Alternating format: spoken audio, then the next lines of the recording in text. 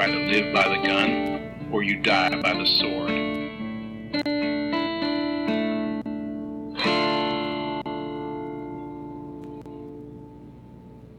Welcome to The Good, the Bad, and the Weird. I'm Nicho. And I'm Chris. And today we are doing a movie from a director that I don't think either of us have a lot of experience with his works. I have deep experience with only one of them. Okay. I, on the other hand, know of him through our good buddy Laffenstein, because he is one of his biggest fans. And part of the reason I started watching his movies. Today we decided to go with something that's a little more closer to what our profession and interests are. Oh boy, did we really. We decided to do Wes Anderson's The Grand Budapest Hotel. One of his best, I think. I am very familiar with Fantastic Mr. Fox. It was a favorite when it came out and has been since. And then my mom was a favorite of Isle of Dogs. So I am familiar with his work, but I am not a hardcore follower of his works. The only movie of his I had seen up until knowing Laugh was Moonrise Kingdom, and the only reason I watched that was because Edward Norton was in it. That's understandable. I had no idea who Wes Anderson was, and then I skipped out on Fantastic Mr. Fox when it first came out, because I thought it was going to be a kid's movie, again. Yes, I understand. I think a lot of people either went to go see it because they thought it was a kid's movie, or completely missed it because they thought it was a kid's movie. Yes. One of the two. And so I have seen Fantastic Mr. Fox now, thanks to the picking it up on the Criterion Collection. But along with Grand Budapest Hotel, those are the only three works of his I've seen. Yes, but now that you've gotten an introduction and gotten into Grand Budapest Hotel, will you be picking up more of his works? Oh, yeah. Yeah, same. Yeah. So, for those who don't know, The Grand Budapest Hotel came out in 2014, and it's a story about a young lobby boy and the concierge of the Grand Budapest Hotel as they become embroiled in a murder mystery in a fictitious European country on the brink of World War II. And the whole thing is told like a story inside of a story being told to a story. Yes. I'm a dude disguised as a dude disguised as another dude. And I'm actually 3 rats in a trench coat. Yes. Yeah. It's a bit Inception-y. It is. But you kind of forget about it because that only happens in the very first 10 minutes of the movie, and then the last 30 seconds. And on top of that, unlike Inception, there is a very clear and distinct way to tell when stuff is happening. And so it makes it very easy to keep track of the stories. Mm-hmm. And keep track of who's doing what and what is fictitious versus what is quote-unquote real world. Yeah. No, this movie is definitely styled as the other two movies I've seen of Wes Anderson's as well. Yes, pretty much. If it's from Wes Anderson, there is a look. Yes. And this movie encompasses that look. And we'll get into that because a lot of it more so has to deal with the cinematography than anything. Oh my god, yes. So if it isn't obvious by now, The Grand Budapest Hotel is directed by Wes Anderson, with screenplay by Anderson and Hugo Guinness, and it's inspired by the writings of Stephen Zweig. It stars Ralph Voldemort Phineas, Tommy Revolori, and Adrian Brody, as well as a huge cast of celebrities, as all of his movies do, to the point where I am limiting myself to 3 characters in these intros when we do his works. Yeah, and part of that, though, is the Wes Anderson vibe. Mm-hmm. A grand majority of the 17 star-studded cast that was just on the front cover of the poster, not even just in the movie itself. Most of them had worked with him in the past, mm-hmm. and because they had worked with him in the past, when he asked them, "Hey, do you want to come on and do this?" almost all of them unanimously went, "Yeah, I don't even know what we're doing, but yes, include me." Yeah, even if it's a small bit part, I can definitely see that. In fact, I think for this roster, everyone on it was his first pick with one exception. Okay. Yeah, I didn't look too far into the casting of this one. Yeah, so. I think Swinton was the only person who was not his first pick, only because Angela Lansbury was busy. Yeah, it happens. Yeah.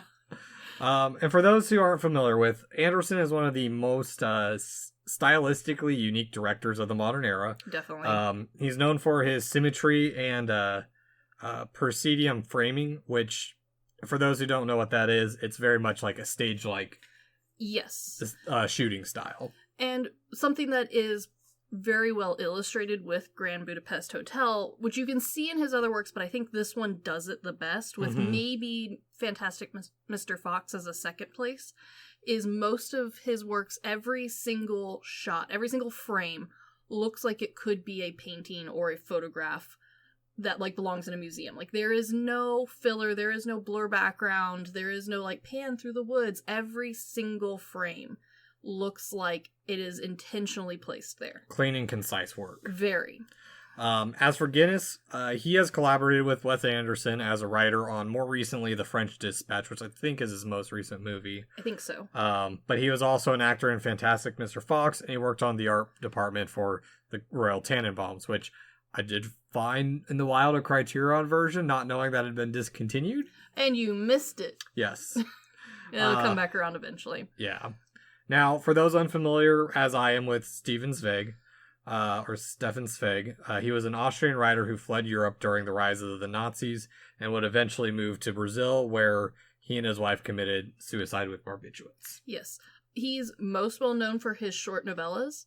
So if you are interested, or if the styling of Grand Budapest Hotel interests you, I do highly recommend picking up his works. I've read a handful. Most of them are fairly short and easy to get through in an afternoon. Yeah. I personally am not familiar with the works of his adaptations either, but Anderson does mention that he stole aspects from Beware of Pity, as well as the narrator for The Post Office Girl, as well as the author, who is portrayed by Jude Law and is based off Zweig himself.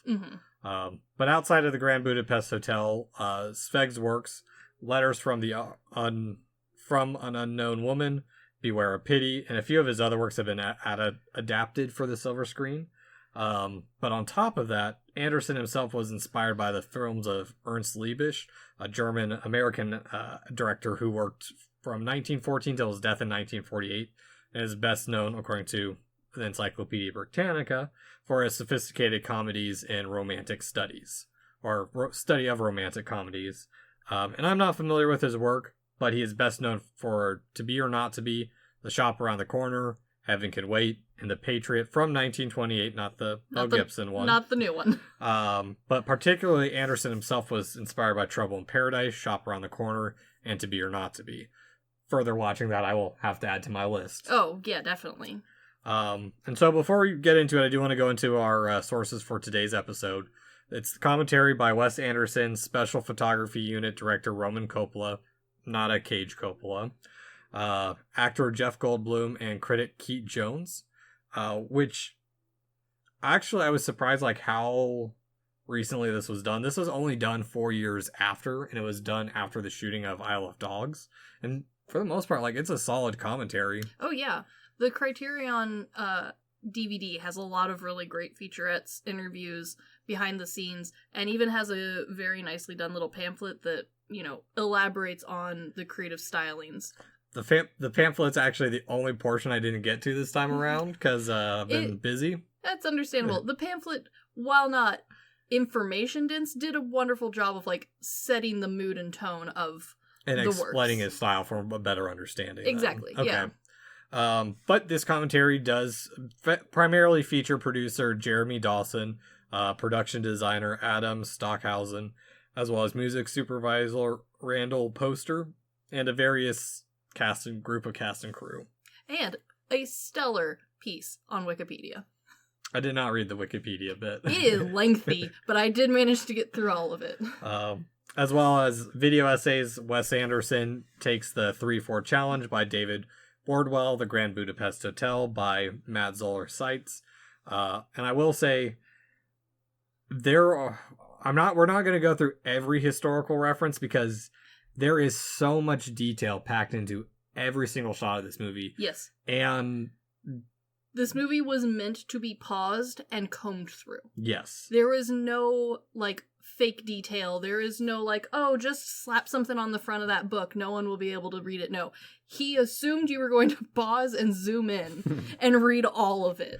So, while we will do our best to go over it, there is too much. Exactly. And it ended up being like a 3 or 4 hour episode if we went into every minute detail. And honestly, while this movie has a stellar amount of detail, the overarching themes is part of the reason we picked Grand Budapest Hotel over some of his other works, which are also detail heavy, but like instead of being in your face details, a lot of those have a more subtle tone. Whereas this one, those details are free, ready, available, go have fun with them. Yep.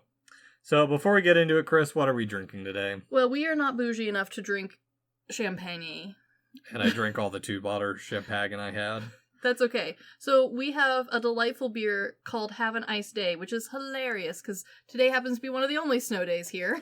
And it's an Arkansas beer too, so from Lost 40, so cheers. Cheers. Not bad. Yeah. And no, we are not sponsored, just what I had in my fridge at the moment. Which honestly, is the best way to pick a drink for a movie. I think like our last 3 drinks have been just kind of like whatever I had on hand. You usually have something good on hand, though. It's very useful. True. So, the Grand Budapest Hotel. We open with the setting up of the film in a fictional Eastern European Republic of Zabroka. Yes. Once the seat of an empire, which immediately sets this movie to be kind of melancholy and also, like, from the get-go, hits you with that storybook sort of vibe. This is a fake-sounding country. Yes. This does not sound like a real... Like, this doesn't even sound close to a real country. Like, there are countries in movies where you're like, yeah, maybe. And then there's movies like this where it's like, no. But I don't care. Because from the get-go, we're also greeted with a dull, dusty color palette. Everything is toned down. Like you said, even the music at this point makes you feel like drab. In a pleasant, sort of rainy day sort of way. Old-fashioned. Yes. Yeah, I think that's the better term. I would agree.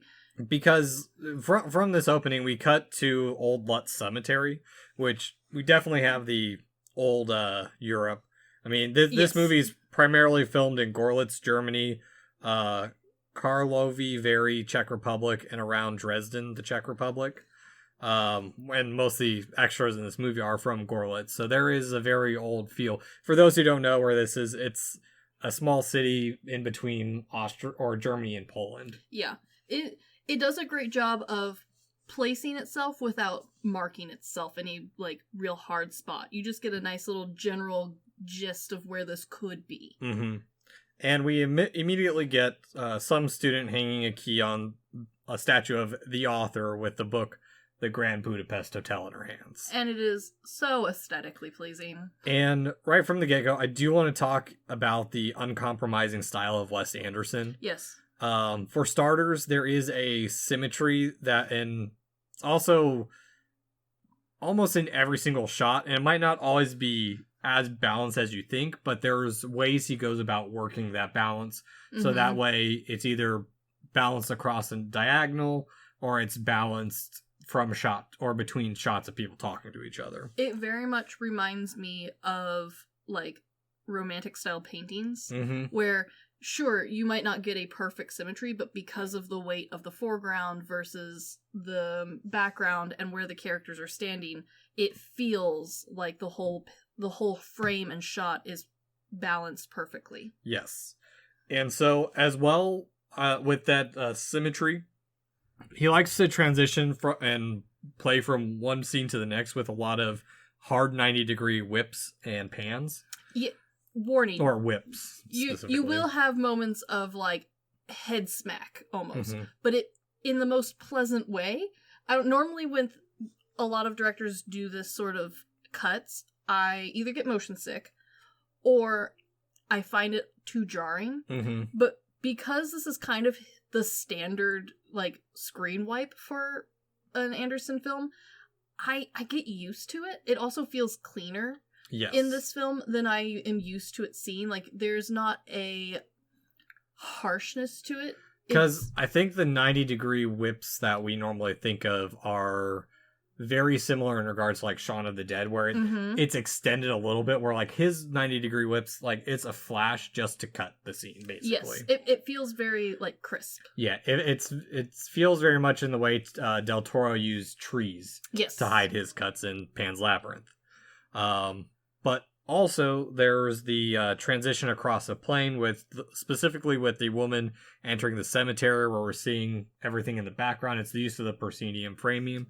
Bordwell mentioned that Anderson films boxes inside boxes or interactions along a plane. It feels almost like you're looking into a looking glass. Yes. And it reminds me a little bit about when we talked a long time ago about our episode Yojimbo. Yes. With the Japanese woodblock printing, where there's scenes within the scene, kind of. This has a much more rich feel to that. Yes, compared to where like Yojimbo mainly uses it as a way to like foreshadow or show something happening in the background behind the conversation. But just made me think of it. And I couldn't find the actual term for it and didn't have time to re-listen to our episode. But I completely agree. I think one of the things that the Grand Budapest Hotel highlights for a Wes Anderson film is this all feels like a play, similar to how Yojimbo did, but instead of where Yojimbo, it was almost like clear cut, where you could see like interstage left, here's foreground, midground, background. Yep. This one feels so much more dense, which moves it from it almost moves it from play to that like Renaissance or romantic style painting, where there are those layers, but there's so much happening in between each one. Yes. And all of this makes Wes Anderson's work come across as stage-like and theatrical, which Dawson or Stockhausen mentioned that when they were filming, they acted as if there was not four walls. Yes. As well, this statue is inspired by another statue of Zweig in Jardin du Luxembourg in Paris. And it works. And even if you are not familiar with that specific statue, it's a common enough styling of bust that like you, without having to know a whole lot, because this character's name is just the author. Yep. And it again comes across in that play-esque way where like that character doesn't have a name. You just read in the credits like, oh, so and so played the author, or so and so played the narrator. It has that same vibe, which works really well. Yeah, which adds to it being very book-like, which weirdly enough ties into our anti-Valentine's Day episode. True, yeah. So yeah, we're interesting planning on our part, where the movie we have planned is nothing like this at all. So. No, but somehow themes manage. Yes. And from here we cut to 1985 with the transition to an interview with the author, which this is where we start to get the aspect ratio change of this movie's, where this ratio goes to more like the preface or the preface of a book. Yes. And so the ratios were actually chosen based off of the common film ratio of the era. Which is why I think this movie, even though it is Inception-y in the sense that there is a level of storytelling and each level of that has a different amount of fantasy put into it, because of these aspect ratios and the coloring, which I'll talk about more as we go, it is very clear and distinct what level of story and like a reminiscence you're at, so that you know how much stock to put into like how real this is. Exactly, because right after this we cut to another aspect ratio that's more postcard like, and we get a view of a large statue of a deer at the top of a mountain as we see someone take a lift and travel with an inclinator to the Grand Budapest Hotel, which is, this entire set is just miniatures and matte paintings. And it's beautiful. Oh my gosh, it is gorgeously done. But it also feels like you're taking pictures of a model of something instead of an actual location, which works. No, I think it works so much better than having an actual location. And one of the things that the writer and director talked about a little bit was how they didn't want necessarily, when they were looking for a place to film, they tried really hard not to find some place that was either people already knew or people could go visit and be like, the Grand Budapest. They wanted this to be an absolute fantasy, a complete fairy tale that like it is completely unattainable because it only exists in this weird miniature format. Exactly. And so like kind of like how Coraline created the Pink Palace in, like, another level of surrealism where it felt so real, but you knew the entire time, like, this is fake. Yeah. This has the same aspect, but instead of continuing on with all and like little clay figures and characters and small mice things, we know that this is fake, but then we put real people into it to kind of blur that reality, blur the memory of this place. Mm-hmm. And I don't know, this adds another layer of like the play sort of setting for me. Yeah, no, it definitely sets the stage for other things that will come down the line, because Definitely. really we haven't really, I mean, we've gone between live action and then basically animation. Yes, yeah. So it's already setting this movie up to be quite quirky. Yes, and also it's setting us up to accept the bonkersness that is about to happen. Yeah, and also at this time, it feels like it's showing the Grand Budapest Hotel in its prime before we get into anything, because right after this, we cut to 1968 in yet another aspect ratio. Yes. Giving further of the setting that we're in Nebelsblad below the Alpine Stupendwalz. And we actually already see the change of the Grand Budapest Hotel. It's no longer the Art Deco style of the original, and it's a more modern initialed GB. And also we have the start of the decay, as the narrator puts it, its eventual demolition. Yes, and we also get right here an incredibly clear-cut color usage. So that way, unlike some other films that try and use color more sneakily, this is more Kill Bill style, where like these colors are going to be in your face. You're going to know exactly what they mean. So from the get-go, you as the audience are being told like, hey, bright colors mean this time period, this sort of mindset. Medium tone colors, we're going to be here, we're going to be in this sort of memory. Dullest colors, present day. Yeah. And it's also supposed to set it up for like the end of the decay of communist occupation. And sure. And like a huge theme of this was fascism and nostalgia. So being able to play off of those things with just aspect ratio and colors as a huge part of the storytelling is a really impressive way to do this. Well, and as you mentioned, this building's a composite to begin with. Oh, definitely. They didn't pick one thing because nothing, and honestly, they didn't pick anything because nothing fit it perfectly what they wanted. And the pink color they chose specifically, at least of the original hotel, I think the new one is like brownish, orangish. Yeah, it's kind of, and it feels like at maybe one point it was orange, and now we've like sundowned into kind of a brown. Yeah. But the pink was chosen because they ran into another Grand Hotel that had pink, and it just felt out of place where it was at, but it also felt perfect for what they were trying to do. And it's also, it's that pink that's so obnoxious, so bold, so over the top that only this time period could people say, yes, I'm going to stay in the disgusting colored Pepto Pink Hotel. And it's going to be fancy as hell. Yeah, well, this one doesn't feel as much, because as we cut to the lobby, so a lot of the detailing in this is they have a dental clinic. Yes, they sure which do. Almost feels like they have to rent out part of the building to stay aloft. A little bit, but it also feels... Or afloat, sorry. It also has... And I know you're not into the same realm as I do, but this hotel reeks of murder mystery. Like the cozy ones to me. Where, yes, maybe that is the real reason why they have a dentist office on the first floor. But they also present it to their richer clients who have been coming here for ages and ages as like, no, this is us providing a service for you. Please don't ever leave. Yeah, I can see that.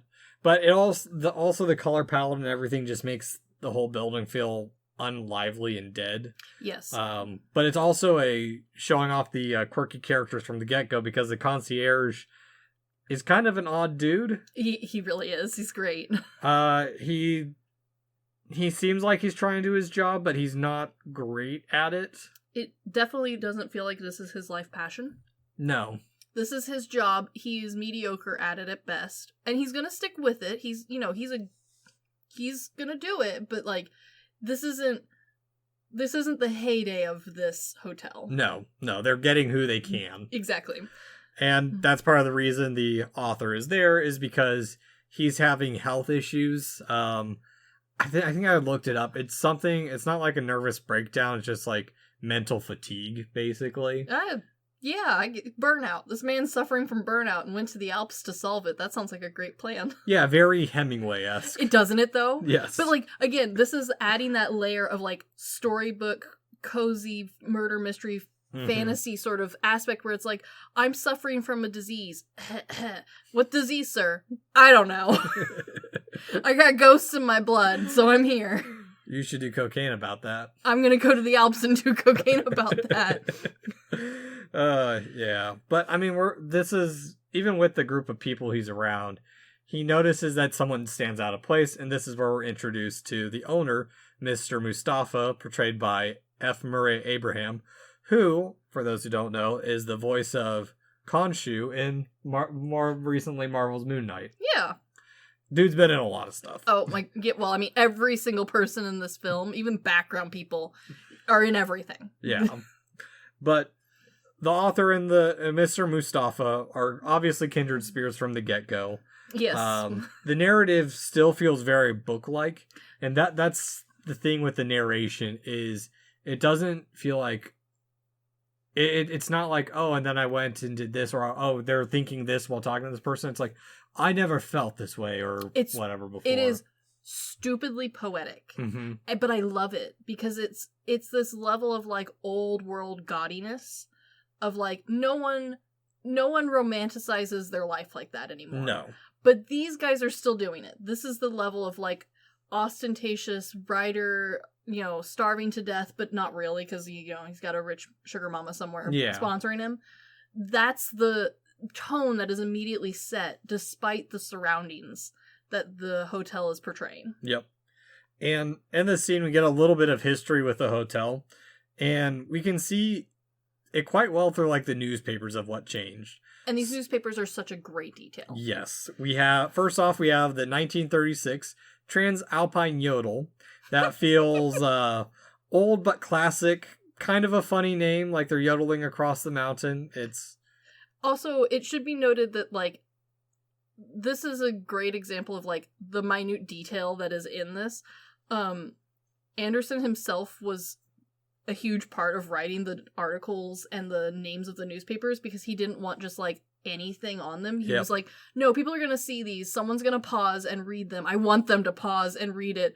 So, like, he went through and, like, bothered to, like, it's not just the front headline. It's like all of the big headlines throughout the whole paper either match the time period or match what story he's currently working on. And that's the interesting thing is because what he's focusing on with the Grand Budapest Hotel is never the headliner. No. It's always one of the side. It's always like the second or third story. It's always like just past centerfold. Yes.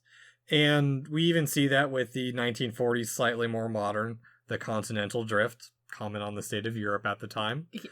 Again, hilarious little, like, word, like, this feels like, this is where I can clearly see a novella's writer stylings put into it, where it's like, we have seconds worth to add a funny quirk. And it's so witty, and it's, like, so perfect that it completely went over my head the first time I watched this I think I watched this a few years after it came out, because my mom had rented it from the library, like one does, and she, of course, was a big fan. It was like, we're watching this. And I was like, this isn't my taste when it came out. But, I love you. I will watch this with you as the good daughter I am. And so, yeah, I was too busy reading the main headlines. I didn't even bother reading the names of the newspapers the first time I watched this movie. Yeah, I can see that. And honestly, this movie does deserve multiple rewatches. Oh, yeah, definitely. Because from this, we have the heavily Soviet propaganda feeling daily fact of the 50s. Yes. But I also think this part's important because it shows the rise of the powers as well as the Grand Budapest Hotels yo-yoing across times and political lines. But it sets up an intrigue as the fancies estates in... Mr. Mustafa has these fancy estates. But when he comes to this hotel, he's always in the off season, and he always stays in one of the rooms in the servants' quarters. Yes. An odd choice. Yes. And again, color palette, we have a lot of orange and browns that make it feel very old and drab. Very old and drab, but still more vibrant than current day, which is where we get to start to see this concept of nostalgia making things a little bit better than they actually were. Mm-hmm. And speaking of when things were actually better than they are, we go on to the mineral baths, which are run down and definitely in the need of a good cleaning. Yes, but because of this nostalgia filter, you could almost convince yourself to go in there, even when they are gross. Yeah, they just feel like the baths might be fine, but the walls around need a good tidying. Exactly. Also, fun bit, this and the pool were filmed in an abandoned thermal spa. It is the perfect vibe because it is not grand enough for you to be like, oh, why have I never heard of this amazing world-renowned spa? It's just grand enough for you to be like, I can understand why rich people used to spend their time here. Yeah, it was away from the world. It is definitely like the advertised health retreat that just was clearly meant for vacationing, but like under the disguise of a doctor's note. Well, and even Mr. Mustafa says that it's too decadent for current times. And there is something architecturally that like very much speaks to me when I watch this, and this is a great like start to see that, because even the characters are starting to realize that like it's not necessarily the hotel's problem. It's just that no one has time or money or energy to live like this anymore, to vacation like this anymore. Yeah, kind of like how what I remember of The Great Gatsby. Yes, where there was a level of ostentatiousness that just like is not sustainable. It never could be sustainable. But we've already built this beautiful Art Nouveau mansion. Mm-hmm. It's not going to go away, but it's also not going to be lived in and loved the same way. Exactly. And that style of transition architecturally and design wise has moved to more sleeker designs and more modernism. So well, and then that's kind of the way architecture works, especially when it comes to like entertainment, right? Mm-hmm. Or hotels, especially. Like there are very, very few hotels that can not just continue on but thrive off of their oldness or their ancient way of looking. Like most of them, people might appreciate how that looks, but they'd rather stay somewhere more modern with more modern amenities. Mm-hmm. Whereas, the thermal hot tub thing is cool, but it's not going to bring people all the way here. Like there's nothing near this hotel. No, not it's all. Like on the mountain by itself. Oh. As far as we can tell. We're focused so far on the hotel. We don't know if there's like a cute little ski town just around the corner. So I have stayed in a hotel that's not this decadent, but is a bit out of the way. Our favorite hotel in Garmisch, where we actually spent quite a bit of time there. We discovered it by accident. We took a hike up, and I think it has thermal spas in it too, because my parents had to shield our eyes because Europe and nudity. Well, yes, But the main access to this hotel was through a cable car. Yes. No, I have stayed in one similar, and the thing keeping that hotel running was American tourists who wanted to come visit, or during the winter ski. But we didn't go during the winter, we went during the summer. And so we were like the only people at this hotel, and it was wonderful, don't get me wrong. But it was also not meant for 4 very broke backpacking college students. No, this one was relatively busy. We actually couldn't get into it one time because there was hiking. Oh. Or not hiking, bike event that was happening, and there was a bunch of people staying in the hotel because of it. Very fancy. Yeah. At that time we got to stay at the hotel that was at the bottom of a ski jump. That sounds safe. It was the Olympics that Hitler hosted. Memorial. Yeah. But it's still a bit of history, and it is. But and that's the thing with architecture though, is it is just as expensive to take it down as it is to put it up half the time. Yeah, and so you just gloss over the fact that horrible people stayed at this place. Or, much like with the Grand Budapest Hotel, if there's not a shit ton of money coming in to maintain these old buildings, these old structures, they just kind of very slowly crumble away. Mm-hmm. Even with people still, like, using them. Yeah.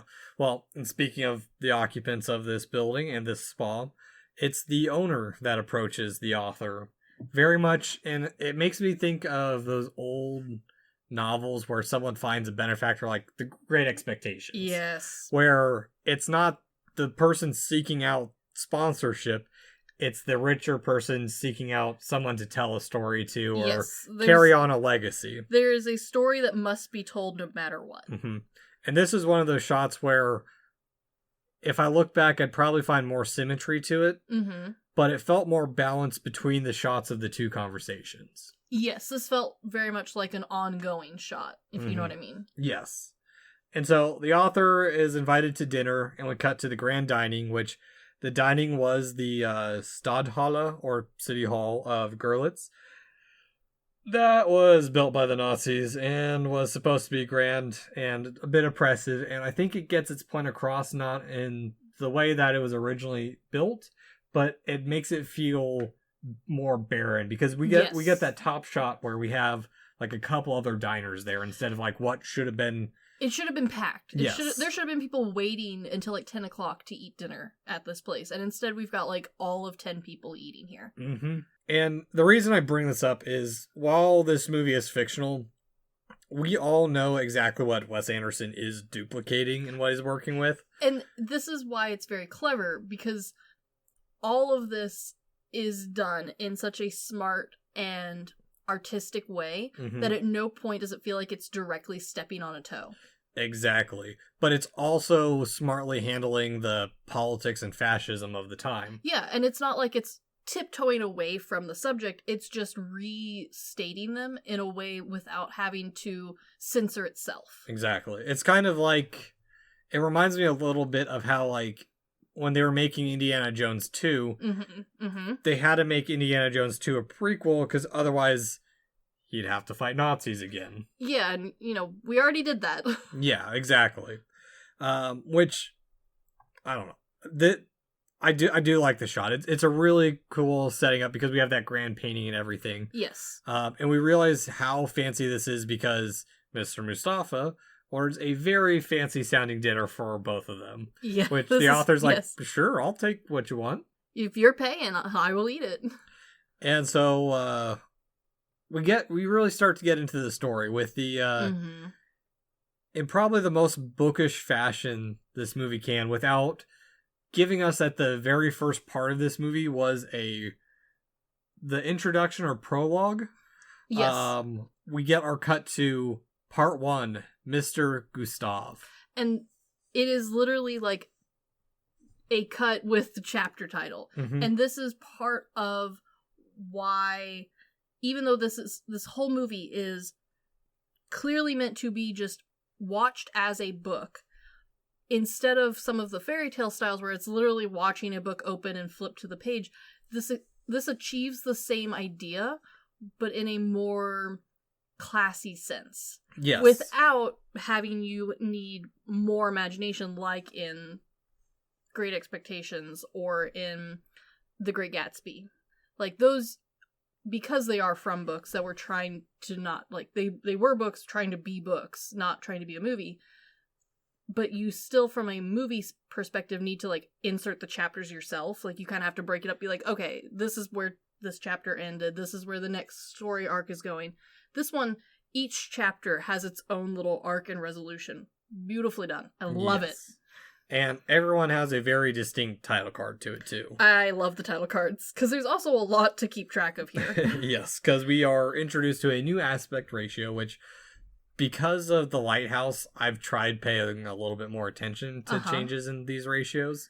But we are introduced to M. Gustav, who is portrayed by Ralph Fiennes in a role that was written specifically for him. Yes, and it is beautifully done. The more I watch his acting, he is just fantastic. Like, if you haven't seen, I don't think you've seen The Menu yet. It just came out last year. It's so good. And then also just him in Bruges is some of my favorite movies. Yes. Current movies, or recent movies, I guess. But where we're at now is 1932. The old concierge is in an affair with an older lady, Madame D, portrayed by Tilda Swinton.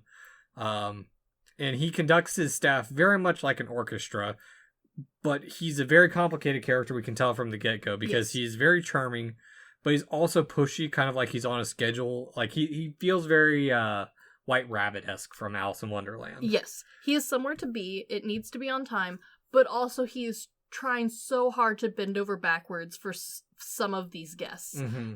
Obviously, the matron being number one. Yes. And he is worried, but his charm always isn't there, because the moment she goes away, because she's worried that she'll never see him again, it's setting up kind of like a dramatic love interest. There is especially when we are flashed back to the 30s.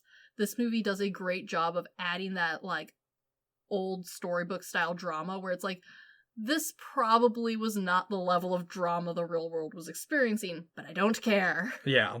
No, it's interesting.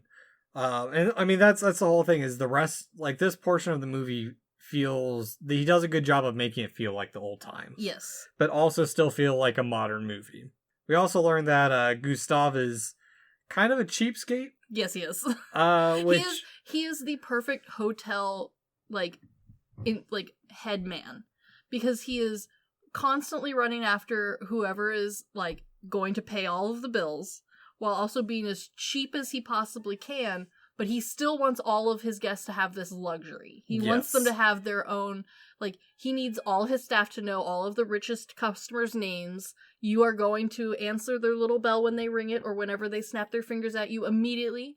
Like, when he goes into the elevator, like, the elevator boy, like, sprints to get in behind him, because you can tell he's been yelled at before, like, you need to be on top of it. They have places to be. This is a well-oiled machine, and that's why he is such on time. Yes. But I also like his cheapskatedness, because he's asked to pray for her at the church, which they never get to that. No. He does send Zero off finally to get it a little bit on. But he's like, order this get this candle. If on your way back, get me this cake, and then if there's any money left over, give it to the blind shoe shine kid. Yes. Which this is where we're introduced to Zero, the lobby boy, who is on a trial run that was unbeknownst to him. And I think that his casting is kind of funny, because they searched all around the world for someone to play Zero, but they found Tony Tevalori in Anaheim, Michigan. Yes. Where they weren't looking. Exactly. Yeah, they looked all over, like, Europe and England and just the Middle East like, all over. And finally they were like, well, maybe we just need to expand what kind of character this could be. So as they were working on expanding, like, what this character might look like or sound like, they ran into him and they're like, oh, no, never mind, we found him. Yep. But even with Zero, we found out that Gustav is very strict and nonstop. Like you mentioned, the elevator dude is very he two-step sprints to get in there. He feels very Igor-esque. Yes. But there's a couple things that I like about this scene, is while Zero's listing off his experiences, they don't matter to him. No. What matters is his response to, why do you want to work at the Grand Budapest Hotel? Because at this point, that to him is more important, because it doesn't matter what you did previously, because everything here is going to be so specific to the Grand Budapest Hotel that nothing really could transfer. Branding. Exactly. You will be hand-selected and hand-taught how to do everything here. And it just helps establish, like, their relationship and starts the gears in motion a little bit. It also, from a storybook-wise, really helps make the mentor-mentee relationship make more sense, because it's a great way of very, like, quickly explaining away why a, like, fairly incompetent guy, like, it's not that he's useless, but this is clearly a very select position that needs a very select person. And the reason why that they don't have just, like, another guy that they hired so that we can just not have this mentor-mentee relationship at all is because that he's looking for an attitude, not a resume. Yeah, and at the same time, he's also kind of looking for a clean slate. Yes. Someone whose experience doesn't match with what they're trying to do. Yes, he doesn't want to have to unteach and teach. Because I also like the way he's, like, interviewing him. He's looking at other stuff as he's walking around. He's, like, not paying attention. Like, there's one guy who shows him flowers. He's like, those are completely unacceptable. You're completely right, sir. Yes. And then the one repair guy, he's like, well, the pipe's busted. Just hire the damn plumber already, man. Yes. Like, little piddly stuff that he doesn't need to deal with. Exactly. But here I do want to talk about the hotel interior.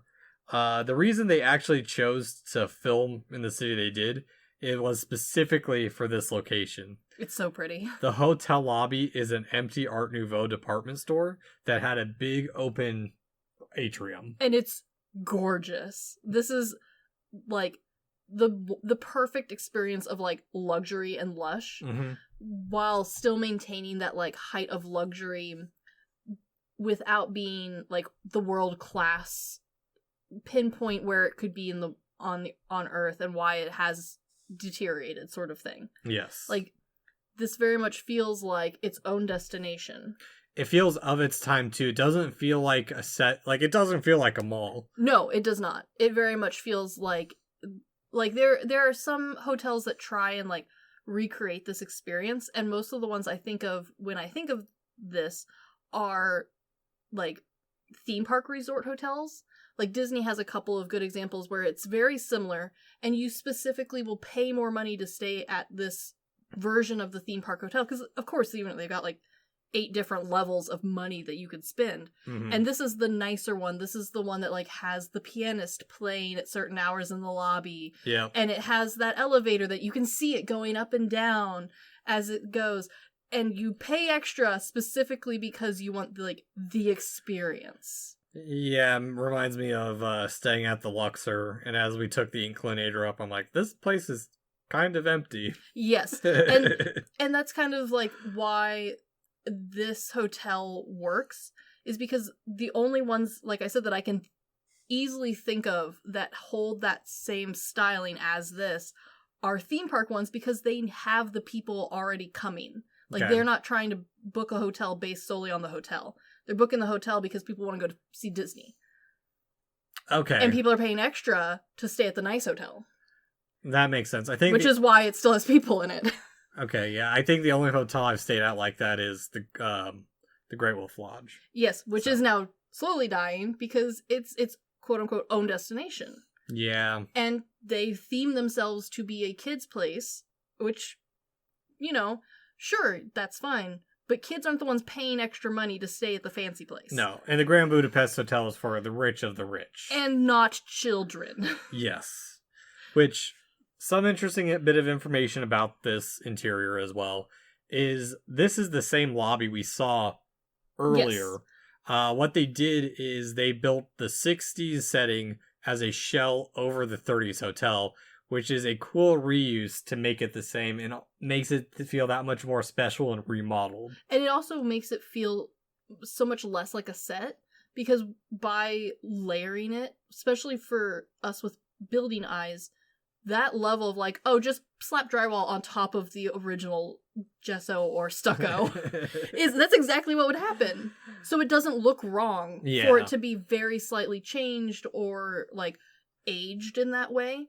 Because that's how a remodel would happen. Like, yeah, it's still got the original flooring, but we threw a rug over it because, someone scraped it once. Yeah, it's like we see a lot. I think it was a trend on, like, Instagram or TikTok of people buying houses and, like, removing the rug. And it's like, we have hardwood floor now? My favorite is when they remove the rug, find out that there's another rug under the rug, and then there's, like, 4 layers of linoleum. Oh, geez. And then underneath all that linoleum is original, like, 150-year-old hardwood flooring. And you're like, well, at least it's well protected. There was a very big mistake post-World War II in housing design. yes, there was. Or housing renovation. I look forward to our dear far future when we are old people and all of these young people come in to reflip the houses that are currently being flipped in our generation. Mm-hmm. And they, like, pull up the nasty, quick slap and stick linoleum tiles that look like hardwood, and they're like, oh my gosh, underneath here is antique 1980s linoleum. That'd be great. I'm looking forward to that day. It'll be interesting. But from here we cut to 1 month later, where Zero is still learning his job. He's decently busy. He works like 6 days a week. We see him put on his mustache really badly at one point. It's very funny. But we're also shown further how Mr. Gustav is a charmer, and running the place, he's a man of a very specific taste. That's money. That taste is money. And old blondes. Old money that's close to death. Well, I also like how we get a brief cut where the author asks Mr. Mustafa if why blondes. He's like, I don't know. It was never anyone else. That's true. And I like the level of charm they give both young and old versions of this character, because if he had lost his charm when he's older, he would have felt really sleazy as a younger character, and instead he just feels like a charmer. Like he feels like yes, a little sleazy, but like you like him. Yeah. You don't feel bad for the sleazy man. You enjoy the sleazy man. You admire his aspirations. He's trying his damnedest. He's trying to be one of them, but he's not. No. But if one of them would just die, maybe he could be. But this part is also great because we have really the start of... Because we're about to end the first part. Yes. And so we're really building up the layers of what's going to carry the rest of this movie. And the little references we'll see down the line. Mm-hmm. Like the cologne they use, L'air du Panache. We see that Gustav's life is actually relatively lonely. While everyone eats together, he eats alone. His apartment or his quarters are very sparse. He's got 20 bottles of the perfume. And that's the other thing they mention is he's the most heavily perfumed man that anyone's ever met. Yes. And also we finally get like full color. Like this isn't just like your average day color. This is like saturation turned up the wazoo. The bellhops are wearing bright purple. Like This is ostentatious out the ass. Yeah, exactly. And we're also told that the owner of the hotel only contacts them once a month through Deputy Kovac, which played by Jeff Goldblum. So mysterious. And we finally get introduced to Agatha, who's portrayed by, and I apologize if I butcher her name. It's Saoirse Ronan? I believe so, yes. Who is to be the love interest with Zero, who has a birthmark of Mexico on her face. She's cute. Birthmark shaped like Mexico. Yeah, she's cute. Yeah. And I love her little accent. So, I'm glad you brought that up, because this movie is very odd in a lot of regards, because they don't ever try and make up their own accent. Everyone's got their own different dialect. Yes, like to the point of normally you're like, oh, a generic European accent. This one is like, oh, we've got some tourists in the building. Well, Ronan asked Anderson what accent she should have. He's like, well, why don't you just use an Irish accent? We don't have any other accent around here, so... But the funny thing is, this was her first role where she was using her native accent. Yes. And not an American accent or Australian accent. And honestly, it works really well, because not only does it make her stand out more, mm-hmm. but it also adds, like, this layer of almost realism to, like, this being, like, a destination resort. Mm-hmm. People from everywhere flock to here to be the support for the tourism. Yes, exactly. But also one might ask, why Mexico? Why not? And they mentioned that it was basically, it's a little layering that's not really ever fully explained. It just, one, makes her quirky and interesting. Yes. And it's also supposed to be something that Zero's drawn to because it makes her different from the rest. But also, it's something that she's had to live with. And so that's kind of helped make her a stronger individual, an independent person, rather than, oh, the femme fatale who needs Zero to be there. She's accomplished in her own rights, we find out down the line. Yes. Yes, she is more interesting than just the love interest. Yes. And one last thing I do want to talk about the hotel before we continue on. The concierge desk is round, and it's staffed by like 3 or 4 people, which shows that it's, at least during the day, peak hours, this place is busy, that you have to have a desk so that way there's not a line building up in one direction and impeding the flow of traffic. And you wouldn't want any of these people to feel like they're having to wait too long. Yeah. Or at all, preferably. No, not at all. Like, this is the level of clientele that, like, you should already know their name when they walk in the door, and they are not waiting for anything. Exactly. So, from here we cut to part 2, Madame Cudut. Did not even look up what that meant. That's okay. But the title card is very fancy, and there are many crests along it. Feels very regal. It does. It feels old world money. Oh, yeah. And this chapter starts off with Zero collecting the old yodeler, where we see Madame D has passed. But I like how upfront Anderson is about putting the war at the constant reminder, because again, this is something that's not it's front page news, but it's not the headliner. It's not what everyone's concerned about. But this is what the story is focused on. Exactly. It's also a good way to build the tension around what's happening around this story. But yeah, just the amount of detail Anderson puts into these movies, because not only is the newspapers detailed, all the documents. He made a flag, passports. Every little bit of documentation in this movie is crafted for a fictional country that never existed. Down to the money. Yes. Like, even the money is not just like... Because you can buy fake money for movies. He had to make his own. Mm-hmm. And that makes sense. Yeah, it works. I mean, it adds that level of realism that makes this place feel like it could have existed before the war. While also maintaining that level of storybook fantasy, because all of the characters' names are just a little bit too on the nose. Yeah. The hotel's name is just a little bit too on the nose. All the characters are a little bit too much of a caricature. Yeah. But not too much. Yeah, it doesn't go into the realm of Hausu, where like every character is named after like their stereotypical role, like Gorgeous, Princess, yes, Mac, who's also constantly eating. Yes. No one's is like a pinpoint characteristic, but everyone feels like too much. Mm-hmm. But not in the sort of way where it's like, oh, that person could never be. It feels like in that way of like when you're remembering your like elementary school friends, where you're like, oh yeah, no, we were all over the place. In reality, you were in 3rd grade. Yeah. Sort of way. Which Zero brings the newspaper to Gustav, which I do like how this shows, despite us previously being shown that Gustav takes care of all his guests well. Yes. Even though he rushed off Madame D, he rushes back to her instead of taking priority over the hotel. Which now we cut to the train stopping at a barley field. Which I like, why are we stopping at a barley field? Yeah. Anderson for this movie went with front projection and to do on the wider shots. And he pulled this from 2000 Space Odyssey because he wanted to minimize the use of green screening. There is some green screen. Yes. But it's not very extensive in what you would normally think. It's also not blaringly obvious.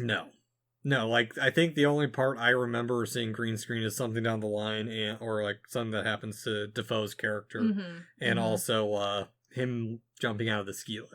And even then, it's like stylistically done, where it's like, oh, this is different, but like it's clearly on purpose. Yeah. Whereas like normally when you see a green screen, it's like, oh, we've decided to green screen the background here. Okay, it's fine. Yeah, it's more so that way they don't have to extensively build sets. They can have the front of the hotel, just build the front of the hotel, and then have a couple little green screens to the side so you can finish up the rest of the scene. Exactly.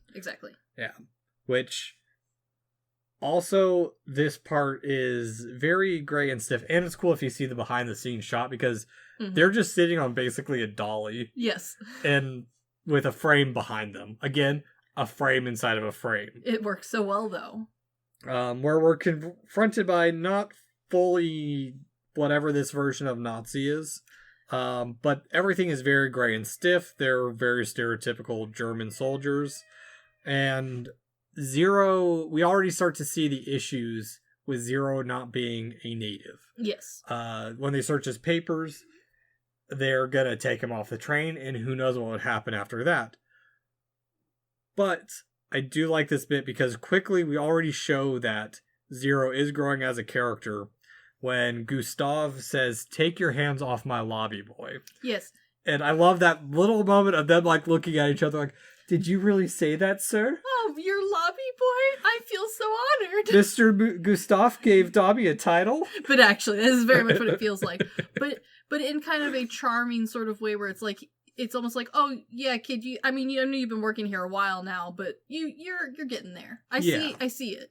Yeah. Like, I'm not going to just give up on you. Yeah. I spent a whole month training you, goddammit.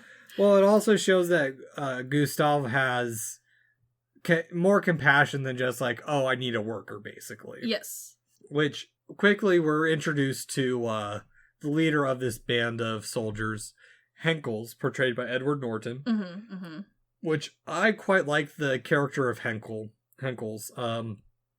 He is used in an interesting way to portray someone who's not really there for the cause, but he's like the last little bit of humanity for for that side of the war. He feels very much like these cozy murder mystery sort of books where it's like the policeman, at least the one that like the main character is like friendly with or has to work with the most, he might not be the most competent guy. He might not be the best guy, but he is trying better than the outside guy. Yeah, no, exactly. And it's also used to portray the history of M. Gustav, that he is a host for and a people person. But more importantly, we start to see this trend that we first saw with Madame D, but we see it more with Henkel, where Henkel has a history as he used to go to the Grand Budapest Hotel as a child, but now he doesn't. He has fond memories of it because of Gustav, and he said, he helped me when I was a very lonely child. And this is the part where we see that Gustav is a collector and helper of lonely people. First Henkel, we start to see it a little bit we'll find out more about Zero, Gustav, and Madame D. Oh, yes. Yeah. Yeah. All while being a lonely person himself. Exactly. He knows the feeling, so he's going to be a good companion. And so now we move on to the estate, where I like how instead of like how we talked about, he uses a lot of 90 whip shot or 90-degree whip shots. Yeah. Or whip transitions.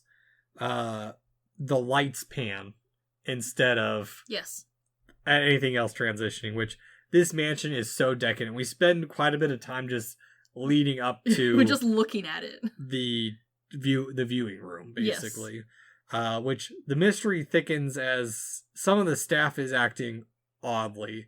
I do like that Gustav is very open, like, about Madame D. He's like, oh, you've looked better than you have in years. Oh, you did change your fingernails.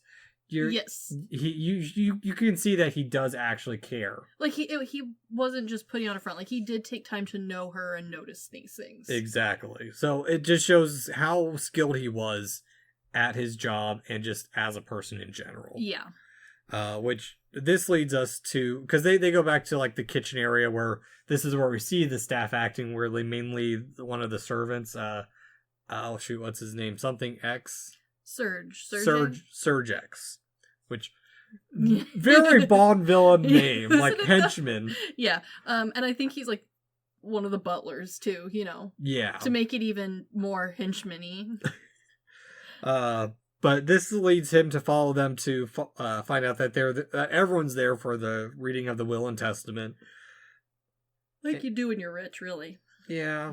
I mean, everyone's coming out of the woodworks. All family members who don't realize that, oh, we're here because Madame D's dead. But this is the scene that Goldblum was given, or this is the scene for the reason Goldblum was given the role, is because he could remember and read whole paragraphs of a script. Yes. And do it like no one else. It's flawless. Yeah. And I know a lot of people give Goldblum a lot of shit.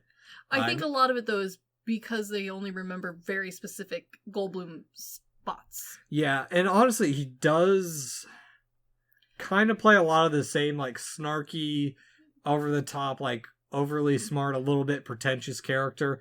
Yes. Only one I will probably say is Earth Girls Aren't Easy. He's not really like that. No, but that's very early in his career. I was actually pretty decently into it, believe it or not. See, I mean, he still had pecs then, though. Yeah. But yeah, that's the reason he was given the role. And he does a great job at it. He does. And honestly, because he is surrounded by this other, like, endless list of over-the-top stars, like, around him, he doesn't stand out like he normally does. I think that's a lot of the trouble with Jeff Goldblum, is, like, he usually gets put in movies where, yes, there are other good actors and actresses, but, like, they're not caricatures of themselves. Yeah. Whereas in this film, everyone is over the top, and, like, it's not even hiding, like, who is who.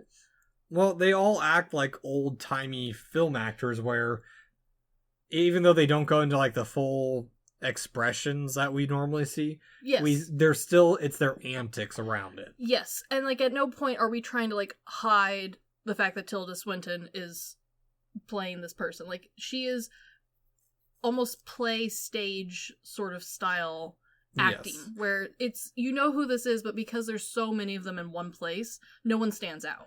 And this is why Wes Anderson, I think, stands out so much, and especially this movie, because he's doing a very good job of modernizing an old style of filmography. I mean, we're talking, he's 100% pulling from movies from the 20s and 30s. No, 100%. And I think one of the critiques that I saw about this film was, it is very difficult to pinpoint when this movie was made.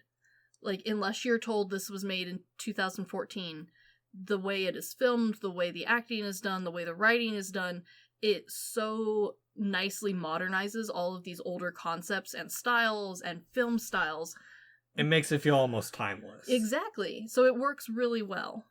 And I'm sure down the line we'll be like, okay, yes, this is what was popular during this era, or... Yeah, but honestly, a lot of that, like, aging happens with things like costuming, which I will get to. The costumes in this are immaculate. Or music-wise, but this film has its own score specifically written for this movie. Yeah, I think they mentioned that they used traditional Russian instruments. Yes, they sure did.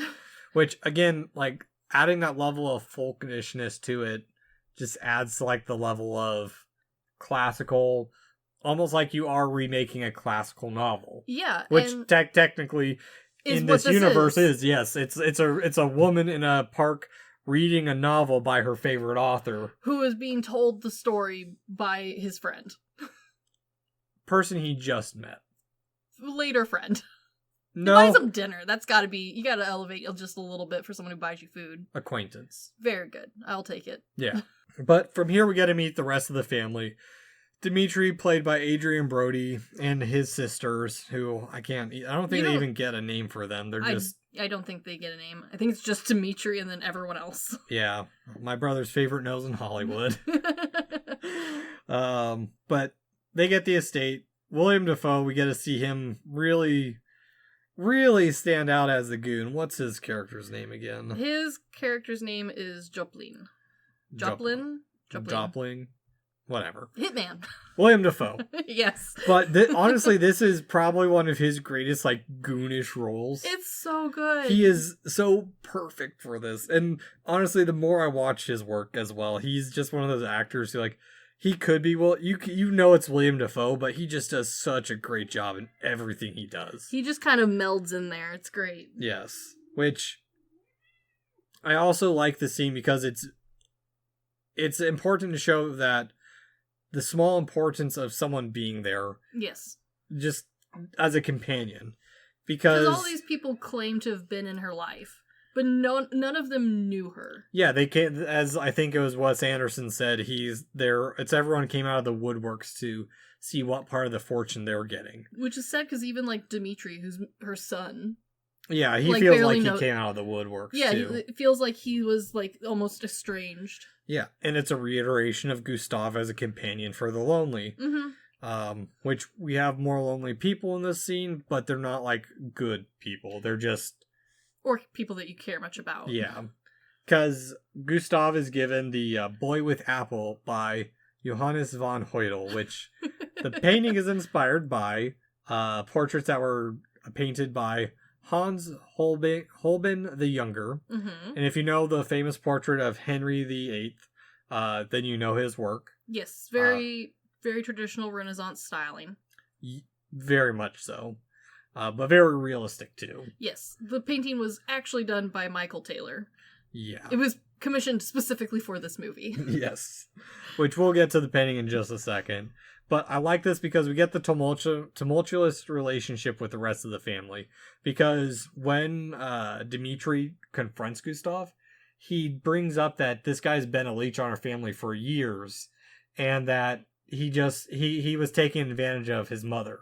Yes. Which, from an outside sort of perspective, like, you could see Dimitri's point of view. Because, like, let's be real, Gustav's a little slimy. Well, yeah, I mean, he's like, if I find out you ever laid a finger on my mother, living or dead, I go to bed with all my friends. And also there's this heavy emphasis on, like, Dimitri is a very homophobic character, and the fact that he's always calling Gustav, like, a candy ass. Yes. He drops the F-bomb quite a bit. Yes, he does. And also, like, Gustav is working in a place where over-the-top campiness is the norm. Yes. And, like, whether or not is the fashion be damned, it is the rich people's fashion. And so, yeah, he was a companion, but I can also understand why the son is upset, because, like, despite the son being in the wrong because he doesn't know, there's a little suspicious. Yeah. But I also like it because it adds even more level to Gustav as a character. Yes. Like, he's not clean cut. No, he's not clean cut, but also he's obviously been in their life long enough. Like, maybe they know of him. Yeah, it's not like they were surprised to see the hotel guy. Well, we'll get there in just a minute, because there are some things that happen that make me think that Gustav, when he does take vacation, is to Madame D. Oh, yeah, I totally agree. Which... the punch out for this scene is great. I love that Zero has his boss's back. Oh, yeah, as a good bellboy does. Jopling does too, the goon. I love when he punches Zero and then he just turns around and is like grabbing his knuckles and then just does that very Defoe look. Yes. But this is the first time where we really see the hinting of the old time film style, because we get a little darkening of the corners, kind of like an old style portrait. Yes, and it looks so good. It's so damn good. But from here we cut back to the servants' quarters, where Gustav decides to steal the painting of Boy with Apple. You know, like you do. Yeah, which this is the part where Gustav has obviously been there. One, he knows what Boy with Apple is. He also knows where he thinks it is. Not where he thinks it is. He knows where it's at. And he knows that the rest of the collection around it is trash. Yes. Which is saying more than just, like, I have visited. Mm-hmm. That is saying, like, she has sat around and told me about her paintings. Yes. And we also get a little bit of growth from Zero in this. Mm-hmm. Which, it's interesting because this movie, while Zero has growth, he oftentimes feels like a side character. Like, not the main character, but a protagonist. Yeah, no, I completely agree, which makes him, honestly, a little bit more interesting. Yes. I think if he had been, like, main character, either narration or story growth, I wouldn't have cared about him very much. It's just a shitty Batman and Robin style. Yeah, yeah. Yeah, specifically the ones wearing, like, the yellow undies. Yeah. But I like this part because it does show more growth with Zero. Mm-hmm. They just give him the look because, as we're told earlier in the movie, a bellboy or a lobby boy is never seen, but he's always there to help out where needed. Yes. And they don't even exchange words, and he goes to grab a chair or stool for him to get up and steal a painting. Yes. Which... the perfect accomplice. Even the servants begin helping out and be sneaky because... yes. You gotta get out there. There's a letter put in the painting, in the backside of the painting. There is. Yeah. But they leave, board a train, and I like this shot too, because while the focus is 100% Gustav ranting about the portrait, his relationship with Madame D. Oh, doesn't it look like me? I reminded her of it. Yeah, yes. Zero is still in the shot. Yeah, no, he's still there, but he's kind of in... It's a good example of, like, what his character is supposed to be.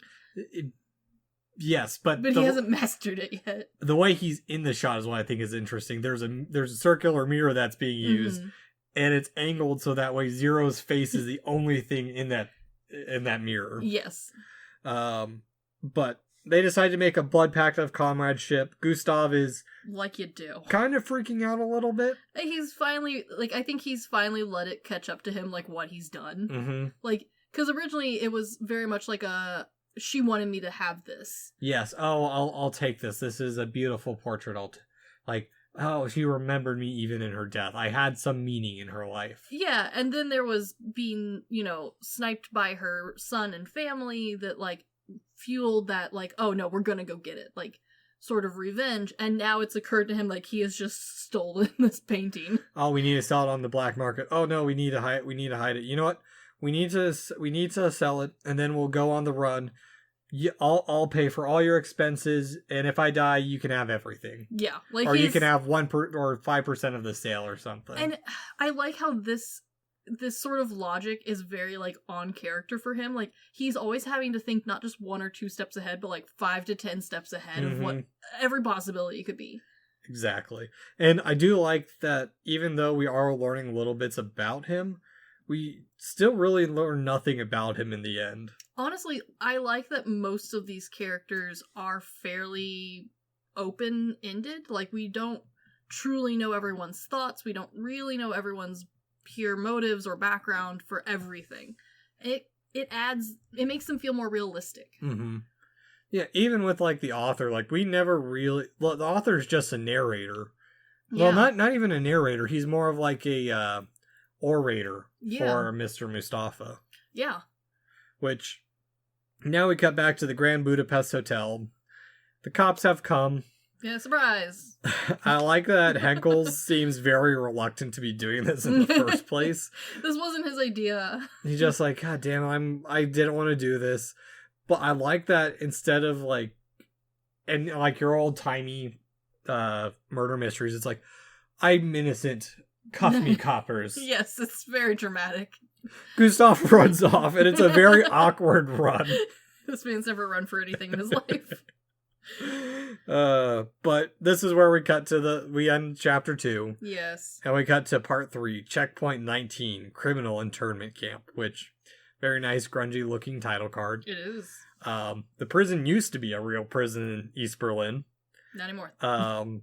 But I like that there's constant redirection of the focus of this movie. Yes. Is that when we're meeting him in prison for the first time, he's all beat up. Mm-hmm. Mm-hmm. I like his reasoning is, in these places, you can't be seen as a candy ass, and here, you should see the other guy. Actually, become quite friends. I think you'd like him, Zero. I hope you'll meet him one day. The definition of a candy ass.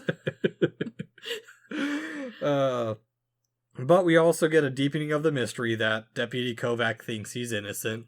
Good for him. And I like that his conversation with Zero very mimics the cell conversation with Gustav. Mm-hmm. Yeah. Also, there's a weird thing that Anderson does where it goes back to breaking, not working without 4 walls, where the characters are constantly looking at the camera. Yes. But not in a cheesy, they're not making... You see what I did? Yeah, it's not like they're making eye contact with the audience. It feels like the audience is in the way of them looking at whoever they're talking to.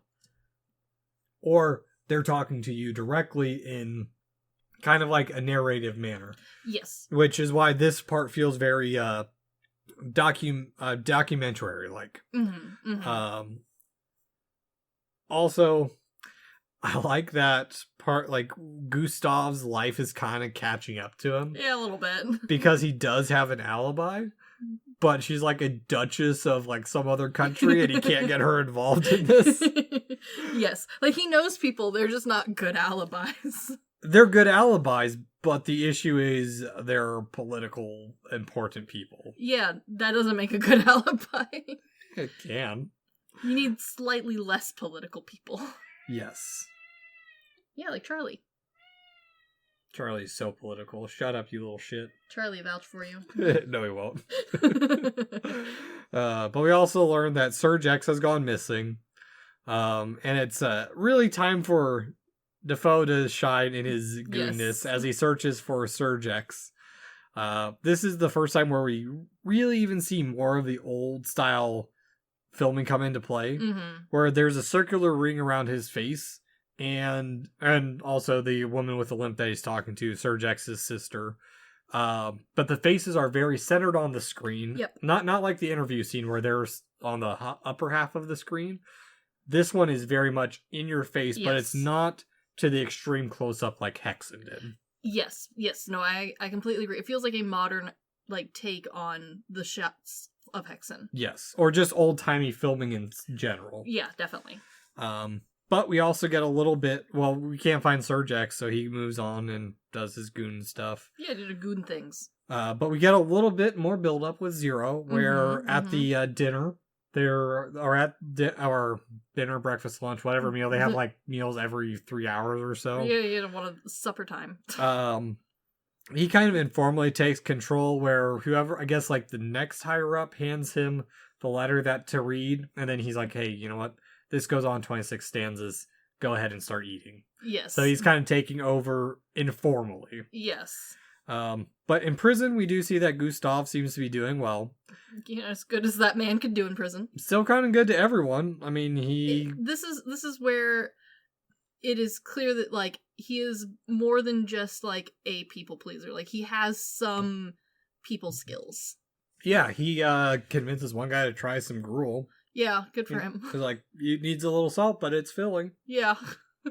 Like, he's very persuasive in his own sort of way. Yeah. Someone that you don't want to upset. No, yeah. Or you'd feel bad for upsetting. That's a better way to put it, yes. Because, like, let's be real, Gustav, I could take him in a fight. I couldn't. But I also like in this setting that everything is mismatched. Like, the cells don't line up, the doors don't match up. It all feels pieced together. There's a little nod to the different aspect ratios where the camera is shot through one of the viewing doors. And then when it cuts to the inside of the door, it's a different aspect ratio. So it's a cute little play. But Gustav ends up being roped into an escape plan. He's brought some cake in for them to all try. Yes. He's a real straight fellow. And we find out that this prison, much like Helm's Deep, has a weakness. Of course it does. And like Helm's Deep, it is the super great. Storm Drain in this one. Same thing for I think in Helm's Deep it was all the same way. Yeah, kind of. Technically by our standards you're different, but... Well, you know what? We didn't make either one of them, so... No, but it's a nice plan. I also like that in this moment, like, Gustav, the leader of this group, he pulls out his plan. He's like, who drew this? You did such a great job with it. All the line work and the detailing. It's beautiful. Yeah. It almost feels like he doesn't want to be part of it, but it's too late for him. Yeah, no, like, he accidentally showed up here, but now he can't back out. But it's also the friend that he beat up, and now they're best friends in prison. You can't say no to this guy. No. But this is also where we get a quick reintroduction to Agatha. Zero and her are head over heels. They're technically get married. But... I was gonna say, I think at this point she's technically his fiance. Yeah, very much in love. It's very cute. Zero is very much following in Gustav's footsteps, where he gives her a book of poetry that... He's a romantic person. Yeah. But it's also where we see her as a very strong, independent character. Mm-hmm. Yes. Where she works at a bakery, but she's an even better baker than this guy. Yes. Yeah. And that's where he gets the pastry. She gives it to Zero, and that's how they get into prison. And these are not just any pastries. These are, like, artfully, beautifully crafted pastries that, like, even the prison guards are like, oh, these are so nice. Yeah, down the line when they sneak the tools and they don't want to cut them. Because they're so pretty. Yes. Yeah. Like, these are the sort of pastries that, like, you look at and you're like, oh, I don't want to mess it up, but I am going to eat this. Yes. I have ordered cakes like that before. I'm like, this cake is flawless. It's beautiful. I need to memorize it. Scratch, I have seen the cakes you and Erica have made, so... And that's just, like, the lowest rung. They still look very nice. Oh, thank you. But now we return to Deputy Kovacs, where he's bringing up the issue of missing documentation to Dmitri and his sisters. I love this play on dialogue where Mm-hmm. they're going back and forth of not agreed, and then Dimitri tries intimidating him, and Kovacs like not agreed. So it's double playing off of each other's words in the conversations. Just a nice little piece just to like build up that Dimitri's more suspicious than he's just not a good son. And also on top of that, it is a really great way of like showing off this clever writing and dialogue where it's not so clever that the audience feels stupid watching it. Yeah. But it also feels clever enough that you feel like this is too clever for just like to have happened. Like it feels like a written work. Yes, it's very much how I feel about like French movies of like Yes. No, it feels very much like those French play sort of old-timey movies where you're like, no one talks like this. But boy, that was really clever. Exactly. But because they disagree, the goon throws the cat out the window. Yes. Which so dramatic. It just like he just sits there like, did he just throw my cat? I don't know, we didn't see anything. Didn't see anything. Which shows the sisters aren't very good either. No. But now we're back to digging in the cell real quick, and then we cut back to Zero bringing Agatha into the mix. He's loyal, he can trust her so much. He's like, hey, we gotta secure your safety if something happens. Here, take this. You might need a magnifying glass to read it. But go to the vault in the hotel and you'll find something that will keep you safe. We stole a painting. It's like, I'm not a criminal. Yeah. But I do like that we really don't get into her story because a little bit before, because we did have a little quick break of author and the Mr. Mustafa. Mr. Mustafa kind of getting teary-eyed over Agatha.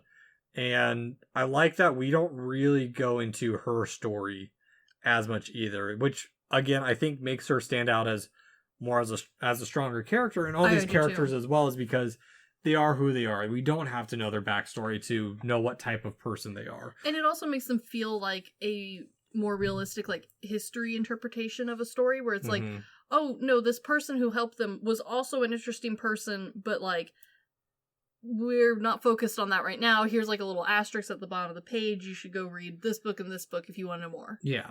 But it's also how Mustafa tells the story of Gustav. Because this is very much the story of Gustav.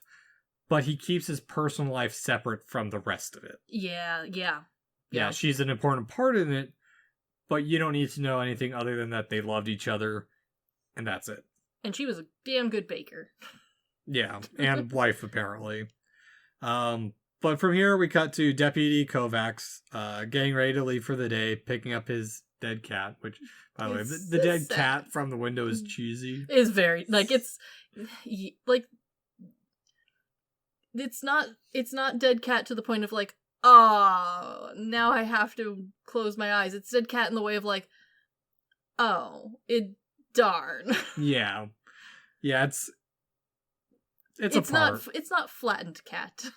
No, but it's a good warning. Yes. Because as he's leaving, he looks out the window of the tram and is like pulling the window down and notices that the goon's following him. Oh. And I like that he holds up the dead cat to him and just like looks at him and then kind of looks back to be like, oh shit, he is actually following me. Yes.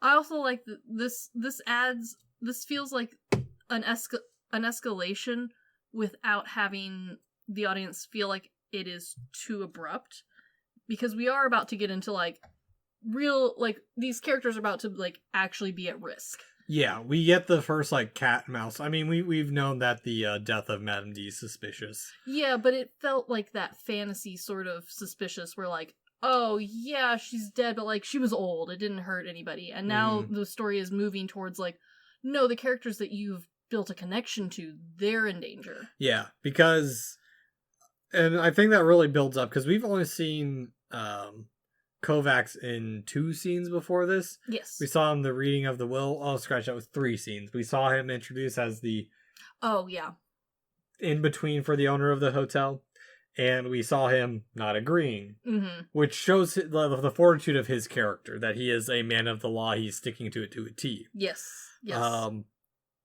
But the hunting of him is such good suspense. Yeah. because we get the unexpected of him pulling him from behind and slamming his fingers in the door. Yes. Which is honestly really it's the second most grotesque part of the movie. But it has that impact where it's like that visceral of like, okay, this isn't just some cute murder mystery.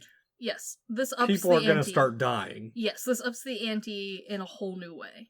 Well, kind of, yeah, because I think there's only like a body count of, 3 people in this movie?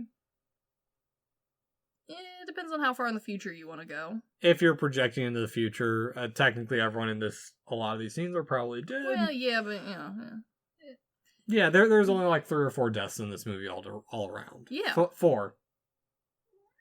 There's only 4. But now it's time for the Great Escape. I do love section cut shots. Yes. Those are... oh, me too. They always just look so interesting. Yeah. Bordwell brought up that something interesting that Anderson does that he doesn't feel a lot of directors use is he uses the vertical cut that it helps add dynamics to his shots. Mm-hmm. So that way, like, he's not constricted to the left and the right. He also utilizes the up and down when needed. Yes. Which I do love this long ass ladder gag. I do just too. their little cheesy, like having to Crash Bandicoot swing over guards and stuff. It's a fun little gag.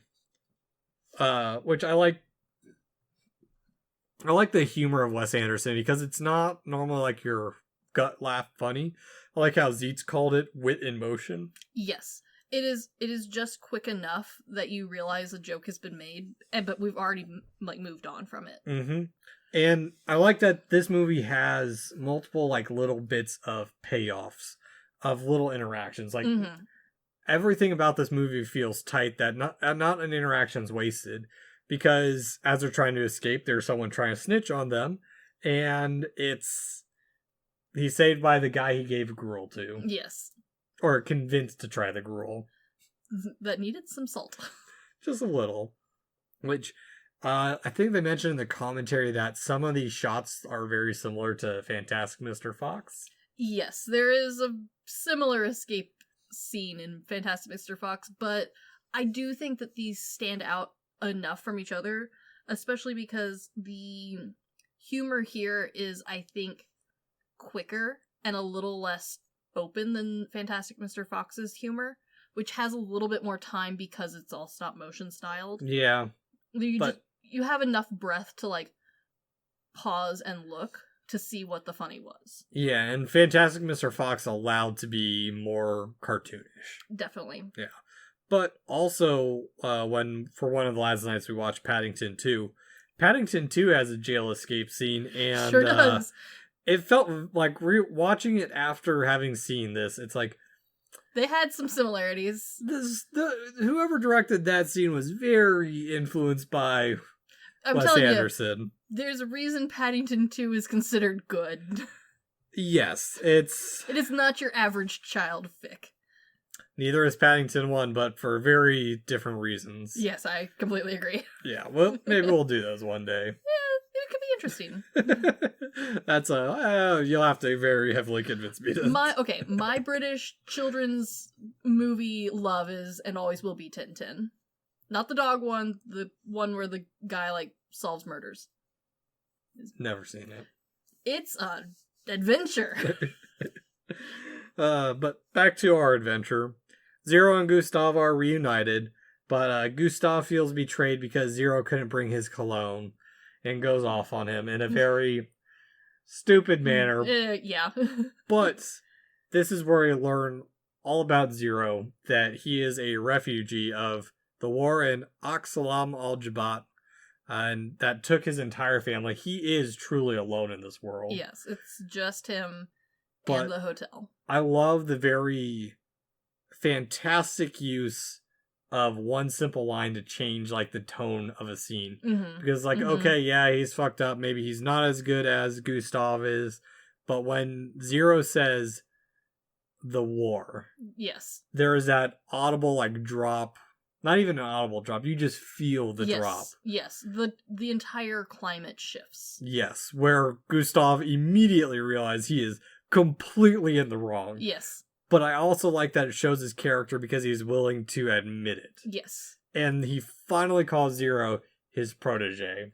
Yes. He is clearly, like, it's a level of, like, I was in the wrong that is so much more realistic than we're used to getting. We're used to getting, like, either a fighting for it, like, no, I have to come to terms with this myself. Yeah. Or an over-the-top lesson teaching sort of, I was wrong. Where this time it feels much more like a bigger weight and consequences realized. Yes. And yeah, he's very apologetic about it. But I think this is important too, because when he calls him his protege, we also have there's a couple times before where Zero asks him if he was where he started off. How did he even get into his position? And he's like, "Were you a lobby boy at one point, sir? Oh, don't be silly." It's like, okay. But now they are a pair and they're on the run. I do love the little humor where they're like, "Oh, we'll search every Waffle Hut." It's very cute. It's a nice little kind of play on Waffle House. Yes. I feel, which at the end of the day, we find out that Hinkle's character really takes no shit. He's like, he's still a prisoner. He's still got out. We gotta find him. Yeah, you can't just be escaping. And even when the goon shows up, he's like, yeah, no, you can't be in here, dude. Like, how the hell did you even get in here? Yeah. It's like, you have a personal interest in the opposite side of this case. Yes. Yeah. And this is where we, from here, there's some random phone booth in a field. Surprise. And we learn about the Order of the Crossed Keys. And on to part 4, the Society of the Crossed Keys. Which moves this back around to fairy book styling real fast, and I love it. Yes, where we very quickly learn that there is a secret network of hotel concierges without really going into full detail, and I like that they introduced this earlier on in the movie instead of like the cobbler, where at the end of it all, it's like, oh, it's a secret society of Jewish cobblers. It's like, yes, no, like we were hinted at this earlier. Yeah, and it also doesn't do it so heavily in the way of like how it does it in the way like Van Helsing did it. Yes, and not like how the Tom Cruise The Mummy did it, where we spent like 20 minutes explaining this whole society of, oh, we're keeping everything secret. Well, and I think this one works really well because they don't really bother to explain it enough for you to poke holes in it. No. They just are like, here it is. Yes, it fits into the world. Don't question it. Yeah. Well, I like it too because it's like, well, how do you think we get tickets at a fully booked show? How do you think we get into X, Y, and Z? Which, yeah, like the logic that they put in place to explain it, if you don't dig in too far, works. Like, yes, this whole society is based around this, like, I need the impossible done immediately. The Grand Hotels talk. Yes. Which I do like the little it's not a hint, it's just like every single one of these concierges has a protege. Yes. Well, you've got to keep the legacy going. Exactly. And it also brings a nice little lull and a little more mystery back to the story because it allows us to resurface while they're figuring stuff out and making calls. We get Gustav trying to piece things together in his head, and it also brings us back to grounding of like, hey, this is a murder mystery movie. It's not some fanciful tale like what we're expecting. Yes, we still have a mystery to solve. Yep. And he's picked up by M. Ivan, portrayed by Bill Murray, which... a delight. All the concierges have M in front of their names in the credits, which my parents helped me figure this one out. It's Monsieur. Yes. Which, I don't know why, but it's what it is. It'd be like Mr. I know it means Mr. It just, I think it just is there to make it sound fancier than like... I think it is to add on to that, like, storybook sort of thing, Mm-hmm. where, like, we don't know their first name, or potentially their last, depending on what Gustav is. Probably a last name. No, Gustav is his first name. His name is like M. Gustav H. Something. Yeah, we never really find it out. Well, I think it's told like once, but yeah. Yeah. So I think it's kind of the equivalent of like how storybooks will just call people like Mr. Smith. Yeah. Yeah. Something generic and simple. Exactly. Which they're told that they've gotten connections to Gablemeister's Peak.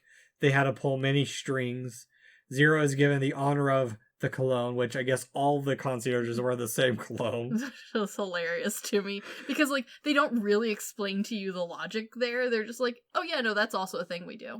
Yeah, and there's just so many like little formalities that are never like you just accept. Like Gustav tells Zero like, hey, how much money do you have on you? Like, I've only got like $2. Give him this much as a token of courtesy. And then am Ivan just sitting there like, no, you don't have to. Like, it's just like the formality of like, here's some money. No, we're good. Yeah.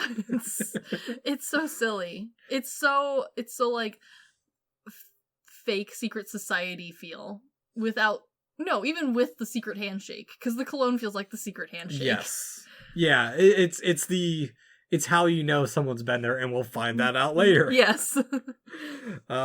Which there are some cool composite shots in this. Mm-hmm. So with them pulling up, well, first off, the hay bales in the background all had stage hands in the back, so they could move them to fit where Wes Anderson wanted them. Very good. Which that's actually something that's honestly fascinating about his works and what I've seen of them, is that people will bend heads over feet to meet his vision. Yes. And like it's not even like they wait for him to explain it. Like he has reached the point in movie making, and he reached that point fairly early on in his career, where people, like one of the actors was saying like, oh, I normally improvise a lot of my stuff, and I was very nervous to do this because he doesn't allow that at all. I had to memorize lines, and people, when I was talking to my fellow actors, he was saying that like, no, he has a very clear direction in his mind. He knows exactly what he wants, and he will make sure that you get there. Yeah, the stage producer, I can't remember his name right now. He said that if they can't find the set, they'll build it. Yes, like there's like it's not just like we trust him. Like he has proven over and over again that like what's in his head is not just an idea; it is a full-fledged thing. He is truly an auteur, where like he's one of those directors where you can say it is a Wes Anderson movie. Even Completely. if someone else helped write it, he has full creative control over what he's doing. Yes, yeah. He's not making anything up in the minute. No. He's already thought it through. Yeah, from what I've seen for the most part. Granted, this is the only movie of his I've done deep dive on, so... The fact that he did Mr. Fox in record time for stop motion says a lot. But the train pulling up in this shot is a model. Yes. Because they couldn't find an actual train to do it, which is... You don't notice it. No, you don't notice it. But it is one of those things where, like, this is a very, like, useful, like, bit of how he's already established that, like, models are part of this world and universe. And so, like, yes, this train specifically looks really good, but even if it had been a little bit more off, and you could have easily been like, a model train, it still would have been in line with the rest of the film. It would have felt like a stage production where, like, you bring in, like, that one model set you have to put, or that one matte painting you have of a train to push in front. One giant cardboard cutout of the train. Yes, exactly.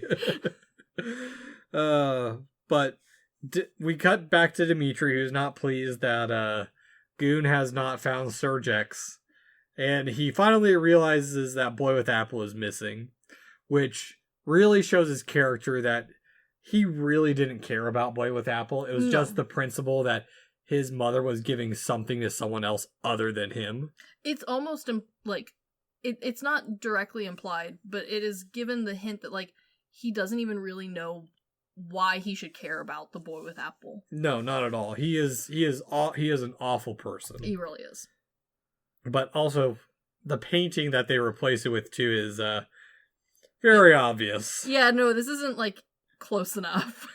It's a woman fingering another chick. It is hilarious. Yeah, it's like, and I like the sisters of like, we thought you put it away for safety. And replaced it with this. It also shows that the sisters are just kind of like, they don't dolts. Care. They obviously aren't.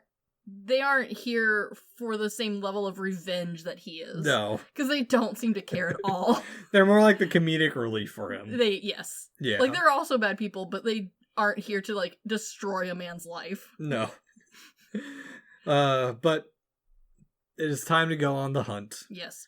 But not before cutting back to the train car, which sweet insults between Zero and Gustav. Yes. Don't flirt with her.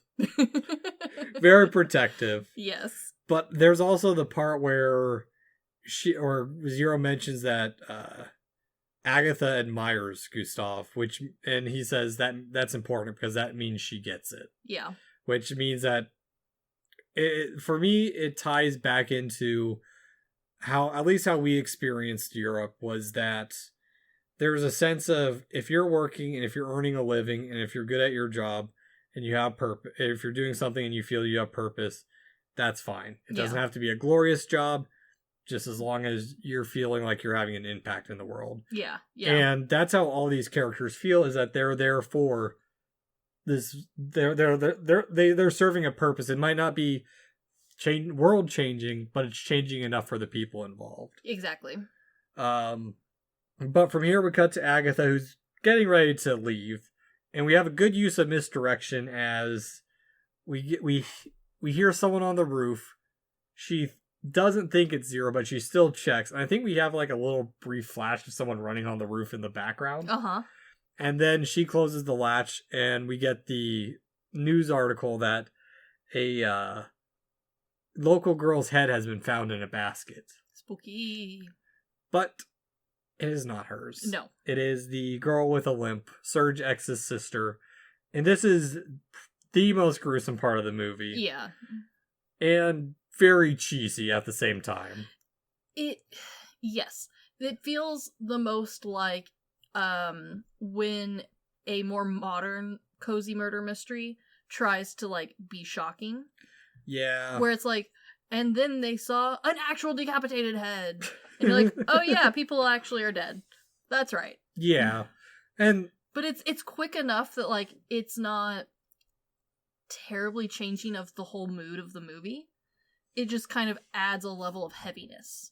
Yes. It adds some suspense that, hey, people are going to be dying. Yes, exactly. But now Jopling and Henkels are on the hunt. We finally have another payoff of the lingering scent of Gustav, where Henkels know he's been there. Because he reeks. It's hilarious. And we cut to the observatory, which the models are quite nice for this. Yes. And we're off to the monastery, where we get a lot of swapping of places with the monks for no real reason. Yeah, well, for funsies. Yeah. It's just a fun little play on what's happening. And we finally find Serge X. Which I love this moment too, because we see Gustav's calm exterior finally breaking with the frustration of it all. Which is impressive, because this man has been through a lot. Yes, which we find out that there's been a second will that could exonerate him, but the plot thickens as Serge is killed. Oh no!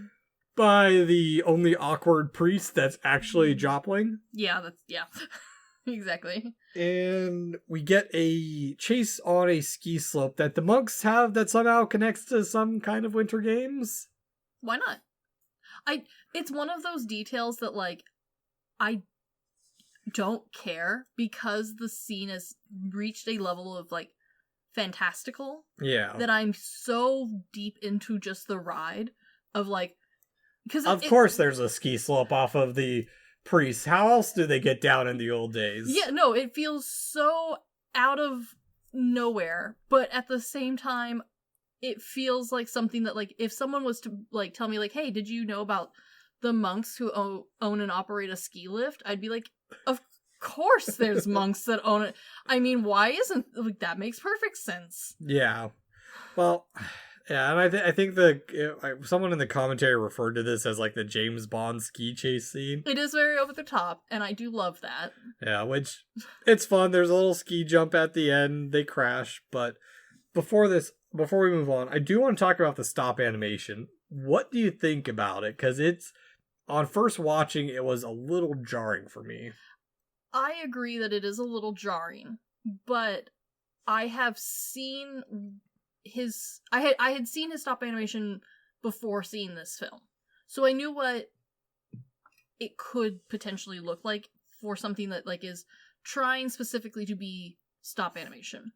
And I think this works because it's not actually trying to be stop animation. It's like in the story where the storyteller has stepped so far back and he's like, and then they leaped off a mountain. Yeah.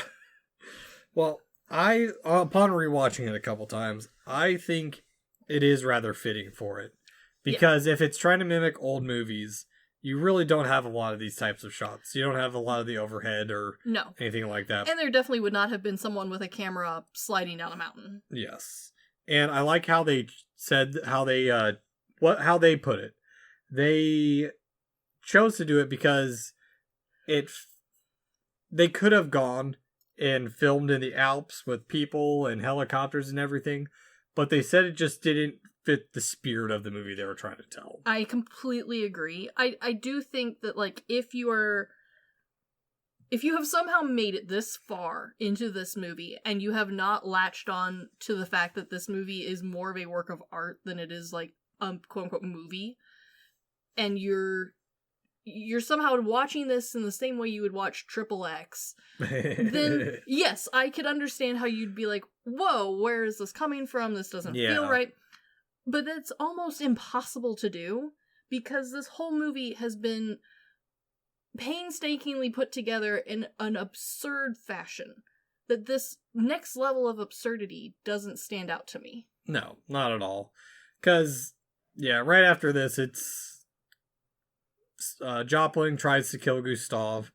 I do like the little bit of Zero's feet up in the snowbank. I do too. It's, again, quick funnies. Quick little humors. Yes. And even in the face of death, Gustav is who he is. He's true to himself till the end. Which, honestly, I love. I love that he really doesn't change as a character. No, we only discover him more. Yeah, we just see his shell crack a little bit here and there, but like, fundamentally, he has not changed. He has not learned a life lesson. No. We just finally are, like, getting to know him. Exactly. And I like the stomping on the ice shelf where it's got, like, the really bad cracking. I'm like, this would have fallen apart already. Definitely. I love it. But Zero is to the rescue. He pushes Joplin off in a rather very cheesy fall that has a scream that reminds me of, like, killing the scientists in Crash Bandicoot. But again, it's one of those things that's fitting. And if you see the behind the scenes, this is Dafoe on a green ball. It's magnificent. Waving his hands and arms alike around him. It's magnificent. It is great. It is a cinema masterpiece. But, oh no, Heckles is here. Ah. Did he follow the smell? Probably. That's like what I'm guessing. Like a bloodhound. Like he's got the smell of the dude from Demon Slayer. Yes. But, maybe didn't have to try that hard, because from what I understand, this cologne/perfume lingers. Oh, yeah. But I also like this part, too, because Zero is now coming up with the plans. They're now more on par. They're showing comradeship rather than one being the other's boss, really. Yes. He's finally stepping into his own leadership. Yep, which also to add to the fantasy of this whole movie is to remind everyone that they're up in the middle of the mountains and they are wearing very light clothing. Yeah. No, this is... I do love how absolutely surreal this whole movie is, because, again, it makes it so much more believable as, like, a story a friend told a friend. Yes. It also feels like a repeating of the end of part 2, where instead of handing themselves over, they're like, nope, peace out, guys. Exactly. You can't catch me, kappas. And then they drove into the sunset. They drove into part 5, the second copy of the will. Yes. Which, very nice ornate title card again. The shot of the hotel at night is very cool. It is. But now we get to see that war has truly begun. The hotel has been taken over and rebranded with the double Z's.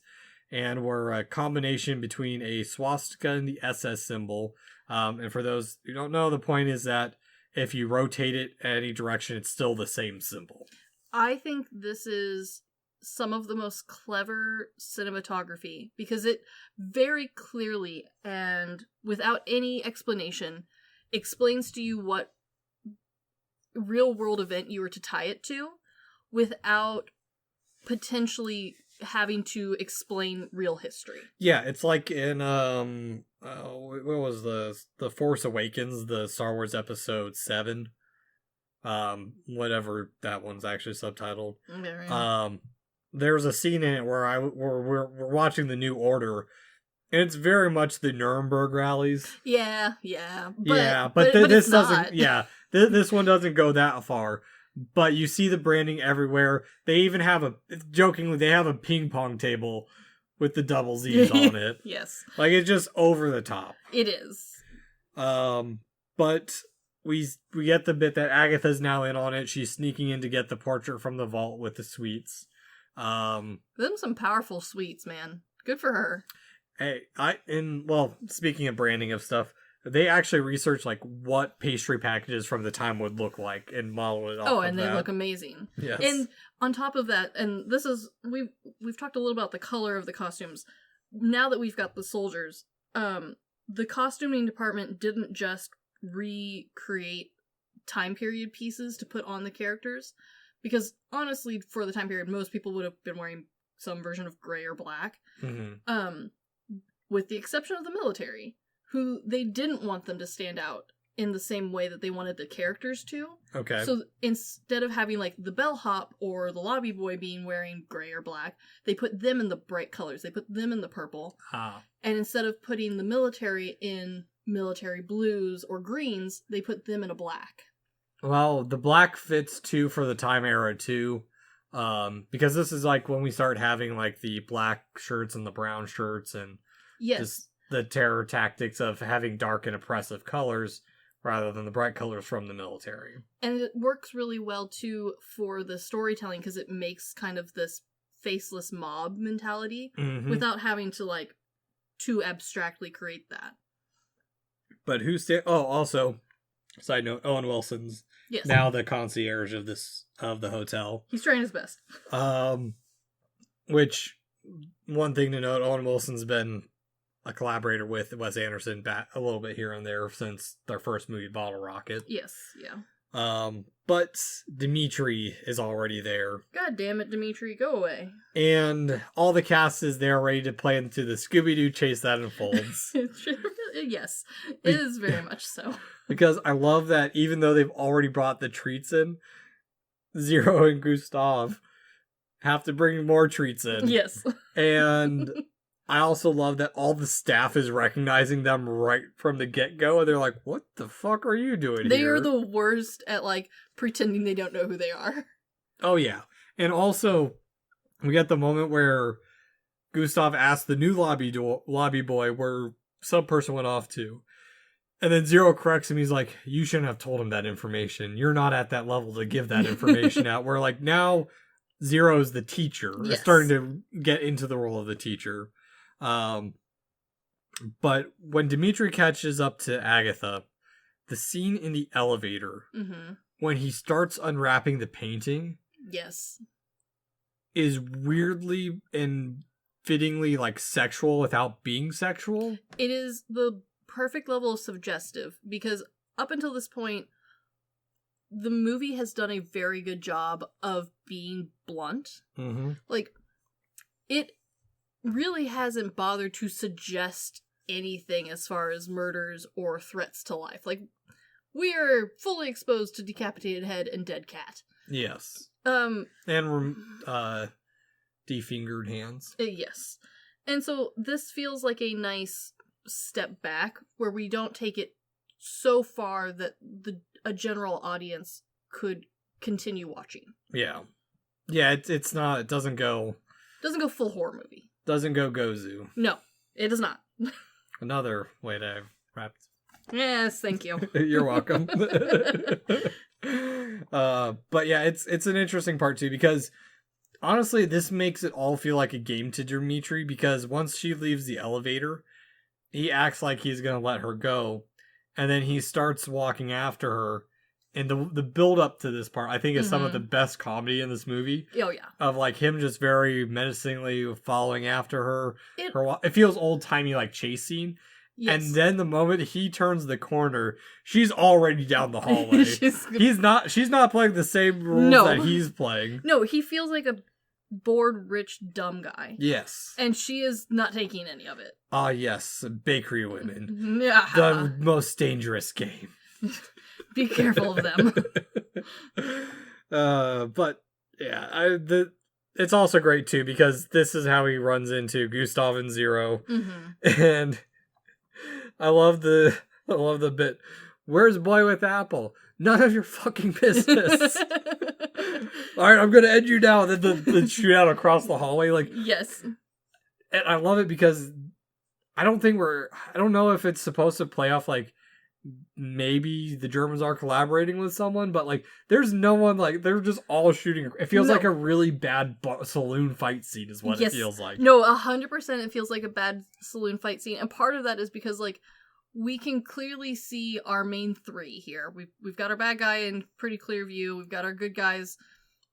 The rest of it is just kind of chaos. Yes. No one's really sure who's aiming at what.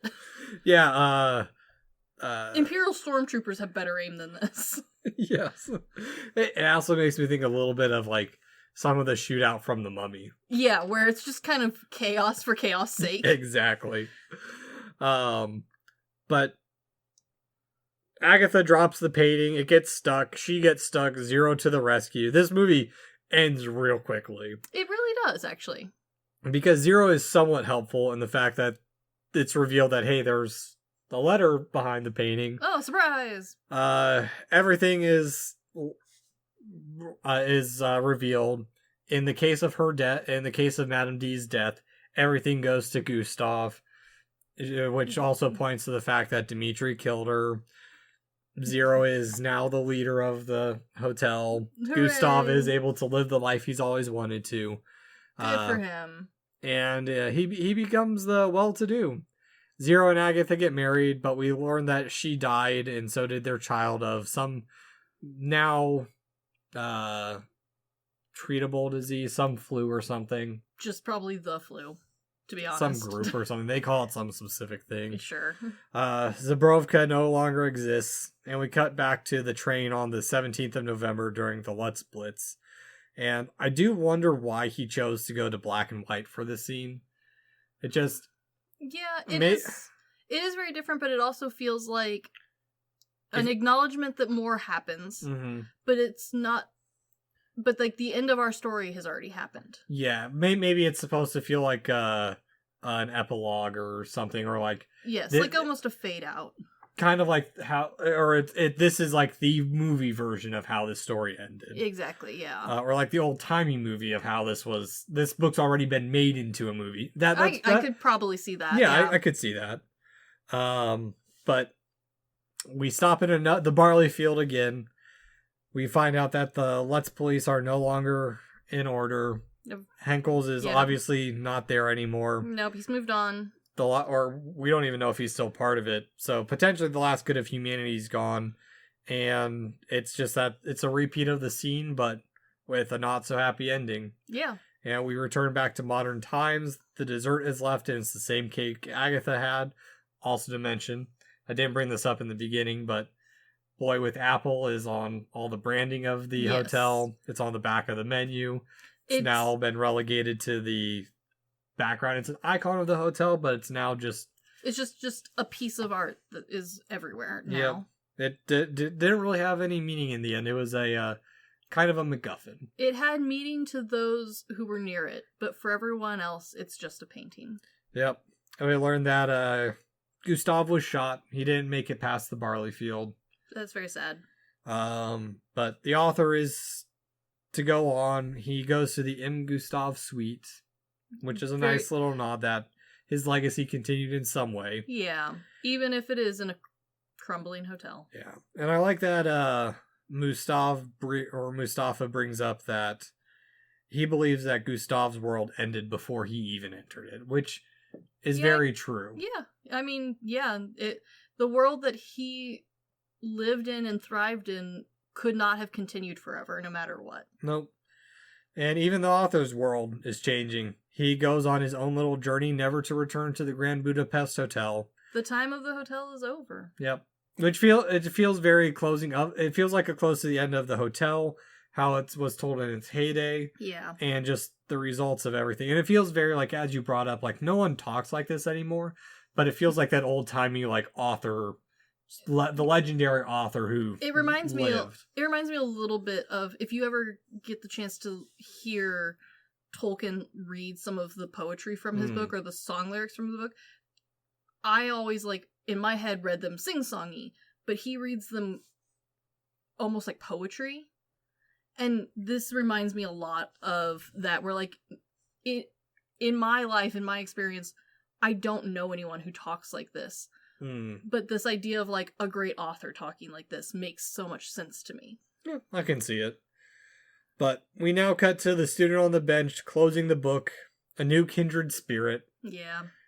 Credits and inspiration is Stefan Zweig over Russian instrumentals.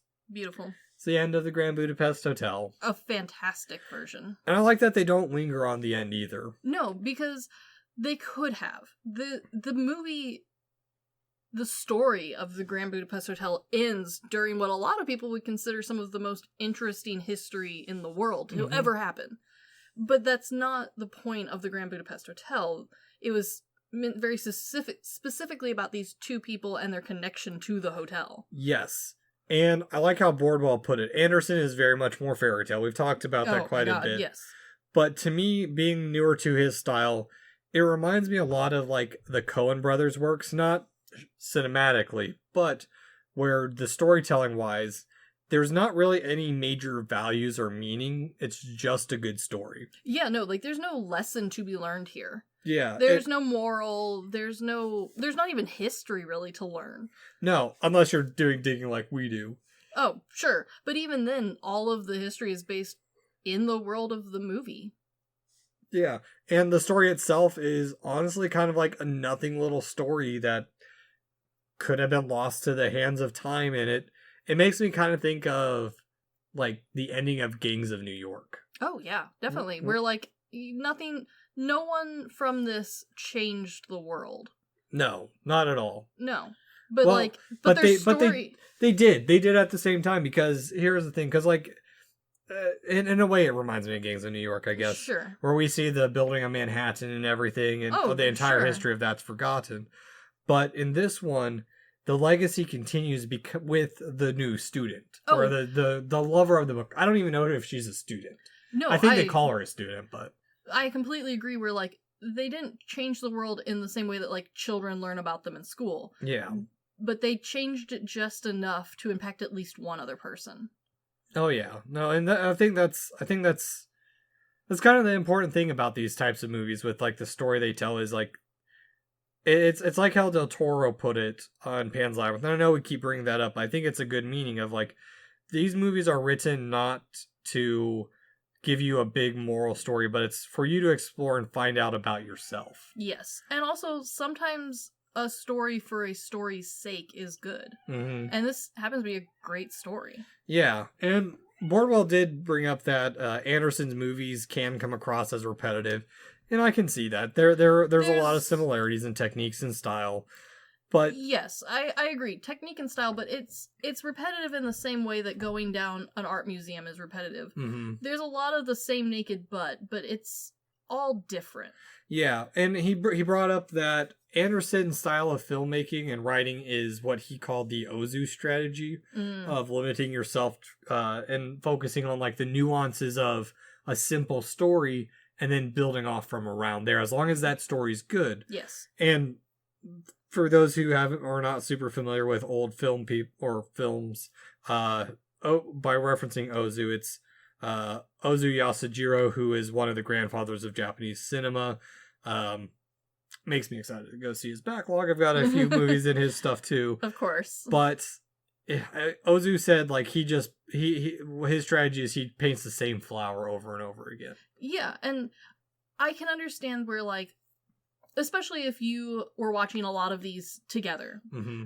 Yes, I could see how for an average movie watcher it would start to feel repetitive, but I think part of the fun of Wes Anderson and honestly directors like him is that they generally don't make a ton of movies back to back.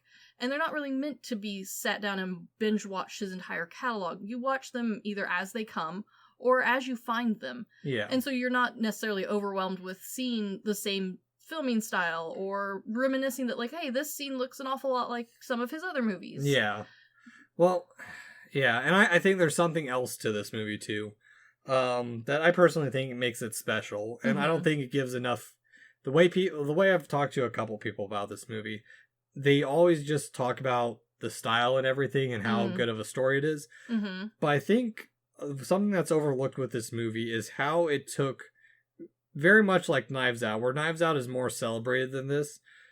The Grand Budapest Hotel really took the murder mystery and did something quite unique and different with it, where instead of focusing on the murder mystery or who done it, where we pretty much know who did it, it's about the escape and finding the MacGuffin to, like, end the story. Yes. It's more about the bro romance of the movie. Oh, definitely. And it is something that, like, for those who like the murder mysteries or even cozy murder mysteries, that is like the golden goose that we chase, is looking for those stories half the time. And it's, for a lot of us, it is the frustration of the murder mystery franchise for movies, is they have a really hard time recreating that sort of feeling while maintaining the spirit of the story. And I think this one does a great job of doing that, because it, at its heart, is a murder mystery, but we're not focused on that, which, despite, having more gore than your average cozy murderer, it still very squarely lands itself there because we are more focused on the people than the murder. Mm-hmm. That's, like, for a lot of us, that is why we want a cozy murder mystery. We're not here necessarily for the murder. We're here for the story around it. Yeah, I get that. Yeah. Yeah, and so, I don't know, this movie does, I do want to go back to it again. I mean, I do want, it makes me want to explore more of his works, but sure, I don't think I'll have the same level of architectural appreciation as I did for this one, from what I know of his stuff. And again, I haven't watched every single one of them. I think storytelling-wise, you will find more similar. Mm-hmm. But I agree, from an architect's appreciation of seeing the same building throughout the decades. Yes. Throughout different phases of history, too, which, how buildings got taken over by different groups, depending on what in history is happening, is all so interesting. It does directly impact what that looks like and how the people around that building feel. The Grand Budapest Hotel is one of the few that really showcases that. Yeah. It gave the hotel its own character. Like, it's just as much part of the movie as Gustav. And why the book's titled The Grand Budapest Hotel. Exactly. And the hotel has its own character, but at the same time, it also doesn't really have too big of a plot or too big of a meaning in the rest of it. So no, which I think is why it works better than most movies that try and give the building its own characteristic. Because honestly, it has its heyday, it has its prime, and honestly, we kind of see its death at the end. Yeah. It's made pretty clear that the hotel's probably going to close. Yeah, well, we already know it's closed. That's true. We do know at the very beginning, the author says it's going to be demolished. They're just going to tear it down. Yes. Yeah. So, Chris, I guess at the end of it, what do you rate the Grand Budapest Hotel? Oh, for me, it's a good. Okay. Oh, for me, I know it's over the top. I know it's quirky, but for me, it is solely a great movie. It is so good. I'm going to have to give it a good weird rating, in my opinion. I totally see why you would do that. Yeah, it's a weird... It is unlike anything else. Yeah, for me, the reason it falls into good weird is, one, it's a good story, and we've harped on that, but the weird for me is just the skill and the weird mashing of old and new film techniques, kind of in a way that it's not in regards to like Sukiyaki Western Django, where that was truly bizarre. It sits differently, the fusion of stop motion, because even in old movies we don't have like the level of stop motion that this one does, where the stop motion intentionally feels cartoonish. Yes, there is a purpose behind everything. Yes. So Chris, would you recommend? Oh my god, yes. If you haven't seen this movie, you need to watch it. I agree. And if you haven't seen it in a while, I do recommend going back and rewatching it, because there is a lot of charm to the story and the characters and everything involved in the making of it. And honestly, the amount of detail in this movie, even if you have seen it within the last year, it might be worth rewatching.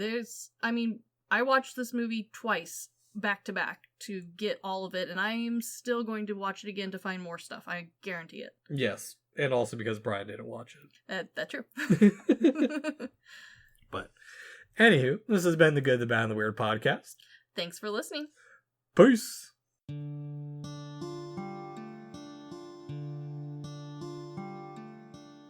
Thank you for stopping by this here town of the good, the bad, and the weird. We appreciate your listenership, and if you want more of our takes in your life, feel free to check us out on social media at The Good, the Bad, and the Weird Podcast, or TGTBTW for short. As well, if we missed a fact, your favorite part of a movie, or just have a suggestion and want to reach out and say howdy, feel free to email us at tgtbtwpodcast@gmail.com. And feel free to join our Discord at The Good, the Bad, and the Weird Podcast, where we talk about movies, just share random banter here and there. And always, check out our podcasters, streamers, or any other content creator we shout out in our episodes. We really appreciate it. And as always, thank you for listening. Peace!